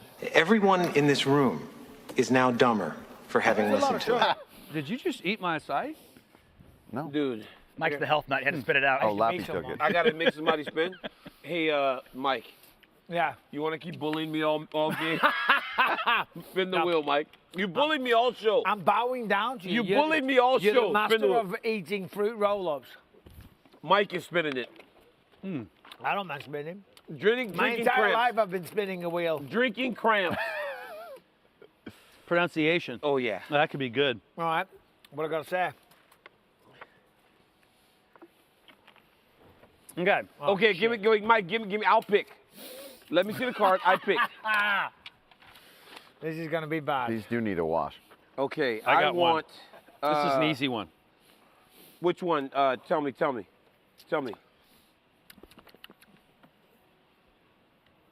Yeah, I want this guy. Yeah. I want this guy right here, Mike. Which guy? He's the third fight before the prelims end. Blue corner. Yeah, but which guy? He's fighting Mateusz Well, let's have a look. Roundbetsky. Just point, I'm allowed to This read guy his right name. here. This guy. That guy. Yeah, he's got to look. Mixtec oral by. No, that's not right. Maybe tobacco oral by. Mixtec. No. Do we have the pronunciation files? Oral by. Well, oral by is right. Yeah. Migdebek. That's not right. Migdebek oral by. Okay. Brother. Crap machine. Crap machine. This name in my dialect. This is how we talk. This #1 bullshit. On his hand? I thought. Well, what is this? This is supposed to simulate menstrual cramps. Right. In your wrist. Because that's where it happens, Can right? I do it on this wrist? Because I've got an injury here. And look, Sure. I need another really not that surgery bad. on that. Maybe it'll help. Eat It's my actually just a side. TENS unit. Oh, it is? Basically. Oh, Yeah, it Jesus, might actually I'll help. take it home. Oh, lap you took. Yeah. Oh, I didn't hear you. You got to put that all the way up to the top, the lap, eat it. RG. All right, is Yeah, it croissant. menstrual cramps machine? Yeah, kind of. It's nothing. It's nothing. All right. All right, you ready? It's really not that bad. Choke me, brother. Yeah. Did you say choke me or show me? Do both. It's not that kind of show. Is that it? You feeling it? I'm feeling it. Okay. You guys are a bunch of pussies. I know, it's not that bad. It's on Just 30. look- DC really that's faked all- it. Look at your finger. Look at your Now drink. finger. Now drink. That's Take a drink, Mike. When you've got a hardcore, Crank it up, dude. it's as high as it goes. Why do we not have beers on this show, by the guys way? are useless. Oh, Venue thing. Oh, yeah, that's right. he's tough. Wow. It's pretty. It's off of his wrist. It's not even on his wrist. I can feel it. No, but it's not on his hand. It's I think on. if you put it underneath right there. Yeah. Listen, do you understand I can. It's your the forearm's amount flexible. of physical pain I have to endure on a daily basis to just live my life? Yeah. This This is ain't nothing. shit. This ain't shit. I'm in agonizing neck pain as we speak. I have one eye. I have no knees. If your wrist- I need surgery there. I need surgery there. I have a torn labrum. I have a torn groin. Stop bragging, right? everybody. This Come ain't on. shit. If your wrist had a period, you'd be fine. Exactly. DC's having a period right now. How did you hurt your groin? At the UFC 304 weighing show when we ran those stupid. That is the sprints. second time, dude. Alexander I tore- Volkanovski got hurt on this I show. He tore hurt my it. He groin. hurt his. Yes, his he butt almost. muscle. Yeah, he hurt his butt. People get hurt on this show, man. It was. Remember Laura broke her toe? Listen, it was recovering, and then we were running to the airport after the contender series. Oh, that's right. And I was sprinting through the airport, and I'm right back to square one. Seriously. You leave after contender when you do it? Yeah, I like to get home to my family. That's nice. I've got children. That's nice though. Like love to get them. there the same night at Yeah. 7:45 flight. Yeah. Contender's the best because of that. It is nice when you can make that. Yeah, flight. one-day Sometimes flight. you don't. Sometimes you don't. All right. There are a lot of fighters in the UFC that you could build a card around, right? You could take them to their hometown. Let's pick a couple that you could see. That's mine. The UFC sending an event to their town. Obviously, Ilia Topuria, right? Or back to potentially. Like, I think Dana said that we're going to be going to Spain, right? Yeah. And that would be due in large part to Ilia. So, top 3 fighters most likely to bring a UFC event to their home country or hometown. Well, you just said it right there. I think Ilia Topuria is one that if he can defend the belt, move forward, I think we go to Spain. I think that would be incredible. I think if Bilal can get through Shavkat, we would go to Chicago, obviously his hometown, and he could headline there. And DDP, I think, South Africa, could go to South Africa. We've never been. I think that's very likely. I think that one is probably #1 on that list of places that we would go. All right. I like those. I have Bilal on my list as well for Chicago, but I also have Ian Machado Gary, of course, training in Brazil, living in Brazil, but is from Ireland. So going back to Dublin could be a very realistic possibility. How about Ecuador? How about Michael Morales, the undefeated 16-0, going to Ecuador? And they love MMA. Yes, they do. Marlon Yes. Chito Vera is like a national hero down there. But so is Ilia Topuria. That's why we're going to go to Spain. Dricus du Plessis, of course, South Africa, mate. But we've got to go to Hawaii. I know, right? And who better than Max Blessed Holloway? Maxi Baby, the man himself, the man who might be the featherweight champion if he gets through the undefeated Ilia Topuria. Who's more likely to get us there, the crazy Hawaiian or Max Holloway? Crazy Hawaiian might do get a a double slap header. right there. We do a power slap on the Friday night. We There do you go. Maxi Baby on the Saturday. Yeah. And I'm commentating, please. Lock for it the in. love of God. Lock it in. Let's I don't know. go. DC's coming after that job, by the way. Did you see him Well, position himself for yeah, it? but he was too. Hold on, just real quick. DC was too up his own ass to audition for Power That's Slam. not true. That's yeah, not true. it is. Oh my God. We had the Bro, what? conversation, and now you realize it's the shit, and you want to steal my job. God. No. You're I'll like, never bro, talk to this guy again, I bro. ain't doing this shit. I'm never talking personally with this motherfucker, dude. But you know, Oh my God. The best part about this is it sounds like he's kidding. He's not kidding. I asked to audition for Power Slam. So why weren't you there? They chose you. Yeah. All right, here we go. You'll do fig menstrual cramps on a weigh-in show, but you won't call it Power Slam. That's what I'm saying. Okay. That's how you know Understood. Michael's lying. I got Ilya. I think Dan Hooker's going to take us back to New Zealand because he's doing so well. Fight night. I think Dustin Poirier gets us going on in Louisiana. Ooh. They haven't been in New Orleans since that time he fought way back in that'd be 2015. fun. We may go back to Louisiana because of Dustin Poirier. Yeah, Dustin Poirier said that very much like 2 weeks ago or something. He said they're working on it in late 2025. So yeah, Louisiana for me, Dustin Poirier number 3. Like you mentioned, Ian Gary, Ireland. That could be a fight night as well. It doesn't have to be a pay-per-view. And then Max Holloway, Hawaii. I mean, that's like the golden egg of where the UFC hasn't been, but everyone wants to. Lord knows the production staff's down. We're all down to go. Everybody's down. Well, here's the thing. I think Max said it, right? It's not a UFC problem. It's a Hawaii problem. Yeah, There's just some logistical issues and venue issues there. Yeah. Is that it? 3. Yeah. Okay. I got you all 3. All right. In the spirit of Halloween being right around the corner, let's talk. Who's the boogeyman of select division? We know that if Sanko was here, it seems like she hasn't missed a weigh-in show in forever. She would pick Shavkat, right? That's obviously, of course. That's her boogeyman. DC, let's start with you. Boogeyman of one division in the UFC. In honor of Laura Sanko, Shavkat. Oh, you're on Shavkat. Dude, I thought you were going to say Max Holloway. I thought you were going to be original. 18-0, 18 finishes. Who's scarier than a guy that finishes every single fight that he's in? Yeah, Shavkat. Easy. All right, RJ. I'll give the ladies a little love. Tatiana Suarez. Nobody wants to face a wrestler of that caliber in any weight class, men or women's, but then you throw in an Olympic caliber wrestler into that division. Nobody wants to fight her. That's a good pick, RJ. Good. That is. That's good. Paulie? You know. That's good. But I got to go with DC's boy. Islam, I think, is still the #1 boogeyman of any division right now. I think he's the guy that everyone thinks they want to face until they get in there and they face him, and it's like, oh my God, what have I signed up for? God, those glasses look really good on you. A lot better than they looked on me. It's very disappointing. Sorry. Magomed Ankalaev, almost a 4-1 favorite over Alexander Rakic coming up here on Saturday. If not for that crazy split draw against Jan, he would have already fought for a title by now. The man is a bad dude. All very good picks, all worthy contenders, but you're all missing a trick.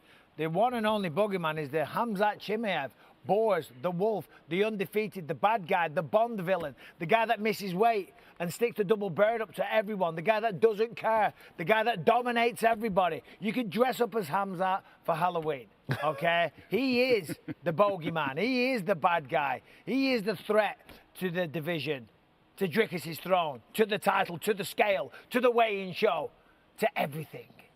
That's pretty good. Yeah. Good presentation. He got humanized in a couple fights, though. No, I know. It's a joke. We're just trying to make him look like a badass. Well, we believe it. Everybody's gone, right? Did DC go? Yeah. Okay. All right. You know, we talked about Halloween. It's coming up next week. I don't have a So, picture. in the spirit of Halloween, we're well aware, Michael, we all submitted some pictures of some Halloween costumes. I had nothing. Felder, we'll start with you on this one. See what you look Oh, like. yeah, baby. Yeah. Oh, wow. What are you? I tell you Clockwork what. That's actually Orange. not Halloween. That's probably him on one of those stage. No, that is Halloween. It's a shame I couldn't find a full body pic, man. I had it all going. Creepy for the wrong reasons. Look at that. Hell Yeah.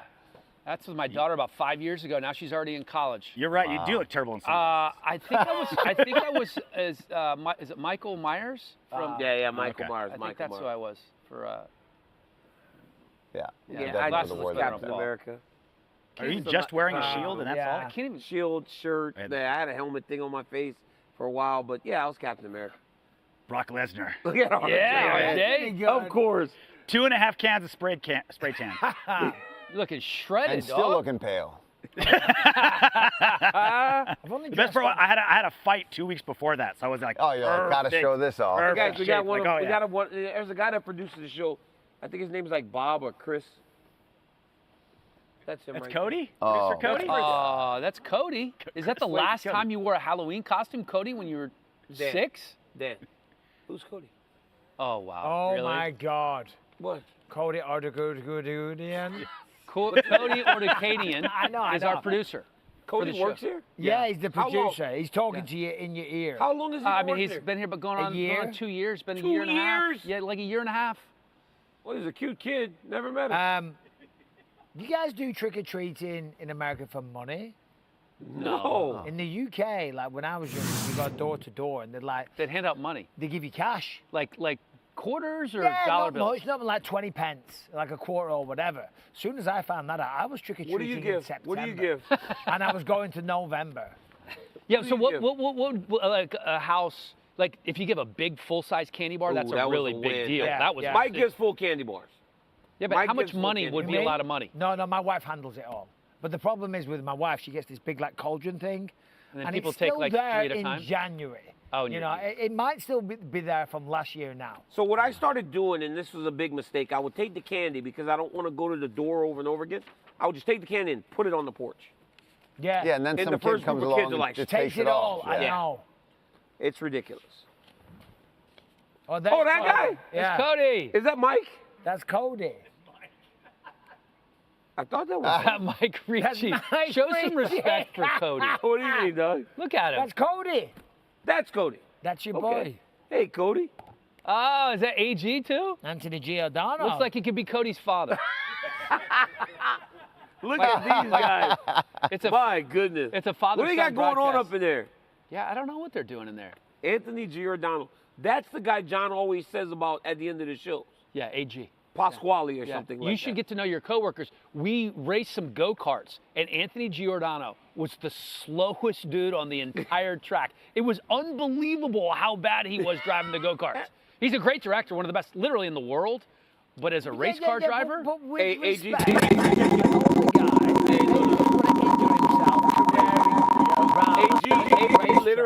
AG literally was only 2 spots behind you. that's not true. The two 60-year-old guys were driving their go-karts next to each other like driving station wagons. Not true.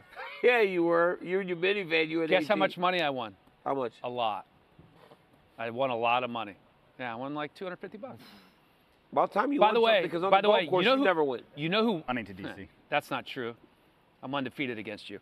Do you know who was really good? John Gooden was really you know good what I at did driving to race him cars. you know what I did to him in Australia? Go on. He makes his bet. $300 to play around the golf. Oh. I gave him 300 Australian dollars. I said, I only pay you in the money of the country we're in. Did you beat him? No, I lost. Like 150 Okay. bucks.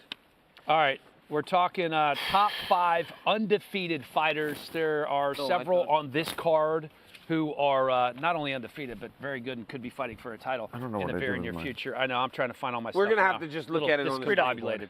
Read the two. Okay, listen, top 5 undefeated fighters overall. I have Ilia Topuria, of course. Hamzat Chimaev, of course. The 18-0 Shavkat Rakhmonov, Movsar Evloev, Umar Nurmagomedov. That's how you give a list, guys? Yeah, that's good. That was Well, you're supposed to start at the bottom. I'll start with number 1 because he's number 1. Yeah, I've got Ilia Topuria, Shavkat Rakhmonov, Hamzat Chimaev, Umar, and Tatiana Suarez. Oh, good one, Tatiana. That is good. Forgetting Tatiana. 5-1. Ian Gary, Tatiana Suarez. We've seen her name a lot today. Shavkat Rakhmonov, Hamzat Chimaev, and Ilia Topuria. You see at the very top, Ilia Topuria, Shavkat Rakhmonov are on everybody's list because they're the best, and Hamzat. 1, 2, 3 is pretty unanimous. Umar Nurmagomedov and Ian Machado Gary. I don't think this kid gets enough credit for who he is in fighting and how much success he's had to this point. All right, we're walking over. It's our final game of the weigh-in show. This is a hand-eye coordination game. When the NBA came here, children's balancing game. Oh, okay. Do we have a video? Got it. All right. Nope. All right, Jay, you're going to have to set this up for us. So first, it's there's a semifinals and a final. So champion, you get to pick the seeds. who you're playing. So you'll the pick the number 1 seed. You pick who the number 4 seed is. And that's who you'll play. That's how you'll play. So you I'm playing against Michael. Okay. So you guys will go So first. is it one-on-one? It's against each other, right? So you alternate. So these cards have the different type of shapes. So you'll flip it over and say, okay, now you have to do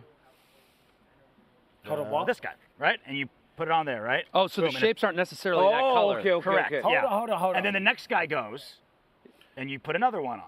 And whoever makes... But are you picking a card every time? What are we trying to do? Pick up a card. You're trying to Pick a card balance. everywhere. It balances. So you pick the next one, and then just go back and forth, and whoever has one fall off or have it balance off, if you do that, the other person wins.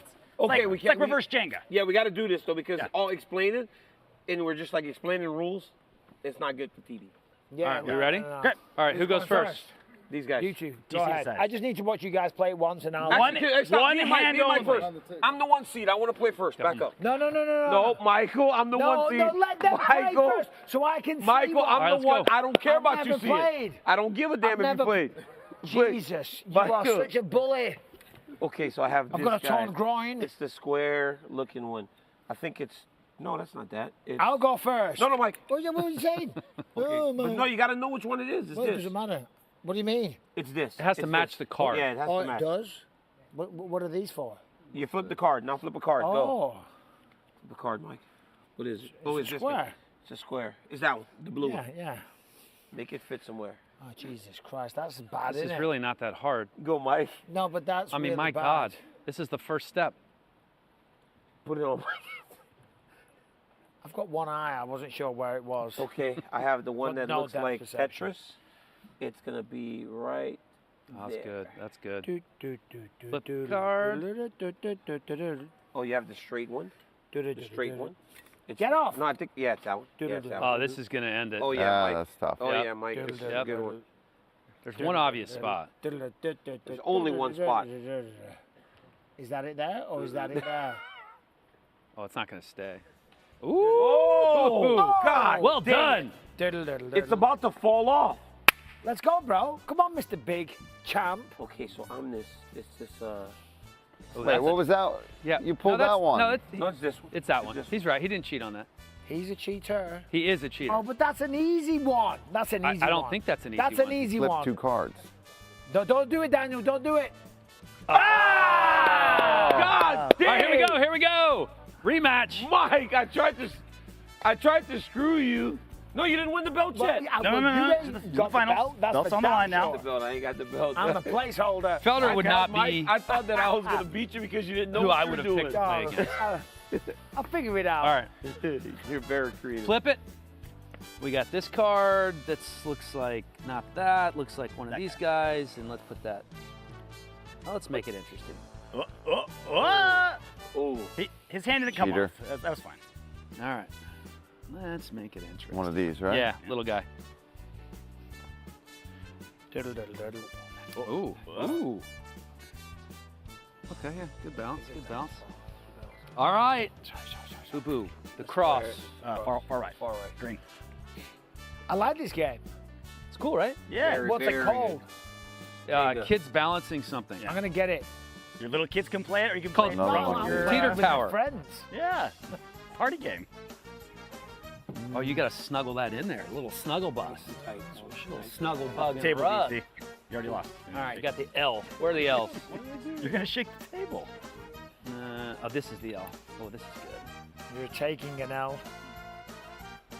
Oh, good one down. Yeah. I Yeah, like that was it. I a smart approve. move. Suck on that, Felder. Ball's about to fall off. It's about to fall off. Oh, You got another L. Another L. Yellow. There's an great- easy spot. that's a great one. I see the Yeah, spot. yeah, you see the spot. No. Yeah, no. Oh, no, he is. No. Oh, that's No, that's not the spot. It's not the spot. Oh, that's a spot ball. That's Woo! That's a Here spot. we go. We got a square. That is the spot. That's a good Oh. spot. Yeah. Easy. God That is easy. Come on, Give him Felder. a big one. Give him a Ball big, comes down to the meaty piece. one. A Tetris guy. This is a good game. That's a good one. I'm tickled. Right there. That's a beautiful spot. I want this. No way. right No way. Swim right No now. Right middle, Paulie. The stakes Be are kind to high. daddy. Long. Oh, buddy. That's a tough one. That's a tough one right there. That one. No. No. Can you do that? No. No. Can't Says do it. who? Can you? That's a loss. No, you dropped. What are you talking about? Nope. It's not. There's nowhere to put it. Well, sideways. Sideways, You got it sideways. Oh, Side it. What do you mean? it fell off. Oh, you can do sideways. Sideways. Oh, yeah. Yeah, sideways. You can do sideways. Ah! All right. Let's go, baby. All right, championship. Daniel. Shuffle them up. Shuffle them up. Shuffle up and do. Now shuffle them up. Dude, this is for the belt. Wow. This is for. So DC's already lost the belt. It's A belt. Is there any bigger belts than this one? All right. okie dokie karaoke. It's an L. I'm used to those, thank God. Boom. Felt that? Okay. And an L as well, right? No. It's a Tetris piece. Squiggly. Oh, yeah, that. Yeah. No, it's an L. It's a squiggly diggly. Oh, it's an L. That is an L. Oh, yeah. Oh, yeah. That was Michael's card. Yeah, He Mike- flipped. So which one's mine? Okay. Yeah, this Mike's the blind one. How are you doing? I know. That is a good point. Thanks, Roger. Oh, okay, I like it. You're minimizing choice going forward, though, Paul. Right, You're well, gonna that's what he's shuffle trying to it do. into that one. Yeah. It's a Jenga technique. What's just that? A good old-fashioned one piece? The two-piece, yeah. These red ones. There it is. Not even worth it. I mean, I know, this is so easy. It's like, Yeah, I mean, it's just going to balance it right dead center. what else would you do? No, he's just not making it difficult on him, that's all. Yeah, like DC thinks he's great at everything, but then he lost really. He lost easily. first round, I just know. like I did. It's embarrassing, really. Championship match right here. And he picked the teams. We got a T. Help him. You got that? The T? We got a T. I need a T. There we go. You ready for this folder? Oh, that's going to be good. It's just the placement. I think it's just going to teeter-totter Take just your a little time, Mike. bit. Take your time. Right. Oh, yeah. Oh, you like Nice. that? You like that shit? Huh? What you got, Paul? Paul? What you gonna do? Okay, Paul. Now you're that's forcing easy. Paul into one spot. That's That's good. all. When you way on one side. Yeah, Way right. on one side. Oh, that's good. You're almost right back to center. Felder. That's not fair. That's a nice move, Felder. Right. It's a tricky one. Yes. Damn near impossible, one may say. Yeah, that's what Dan ended up with. Don't you worry about this. When there's a will, there's a way. I don't know if you can go sideways, though. One hand, Mike. One hand, Mike. One hand, Mike. Two. Yeah, you got to use One two hand. mics. One slow, hand. Slow, slow in there. Like, Only one. I know, but I've got no depth perception. yeah, you got to let him, dude. Tuck it in, Mike. Go slow, Mike. Easy. Easy. Make sure it's even. I think this is going to be good. You got it. Whoa! That is a quality move. Wow. What a The move. cross. Come on, Paul Felder. What The you iron got? cross. Oh, I'm Far right. screwed. I think I'm There. screwed. It might be over. This is the game right here. Precision placement at its finest. This is the game right here. Like that? Oh, this is No. What else? This is impossible. What else? Put that up there, Felder. No, it won't stay. What else? There's no way. That's got to. It's in! No way. No way. He never let Let go go of of the the piece. He did. Well, there's the leverage. The further he goes down, the sideways. harder it's going to fall. No, turn it it's over, sideways, Paul. Paul. It's over. Oh, Let flip it it go. sideways. Tuck it under Mike. Accept your fate. Like this? No, tuck it under Mike. You were right good. there. There's one under there. You were great. That's your only chance. But you were never a champ. Oh, that's Oh, the no one. way. Oh my God. So if it teeters all the way, it's over. Yeah. Congratulations, You did Michael. great. Yeah. You did great. But Michael. not good enough. It was a good effort, though. Dan, Wow. commiserations, DC. Over here, DC. You got it. Yeah, but no. you Now, got hold it. on. You can't see. I have my hand out. Oh, sorry. I'm ready to shake it. Congratulations, I'm walking away. Cheers, guys. You Cheers. deserve it, champ. Means You a really lot. deserve it. That was fun, Dedicate boys. this to my family. You can take it home. Rebecca, thank you very much. My wife, Rebecca. Rebecca. Rebecca! Right. Can we go home now? I think we can. I think we had a good time on this one. A little bit different show. I don't know if we've had this crew together on a weigh-in show before. I think we have, but it's I fine. think, no, I This think exact crew? I think Hey, so. I know that this show was gonna be fun when I saw your shirt.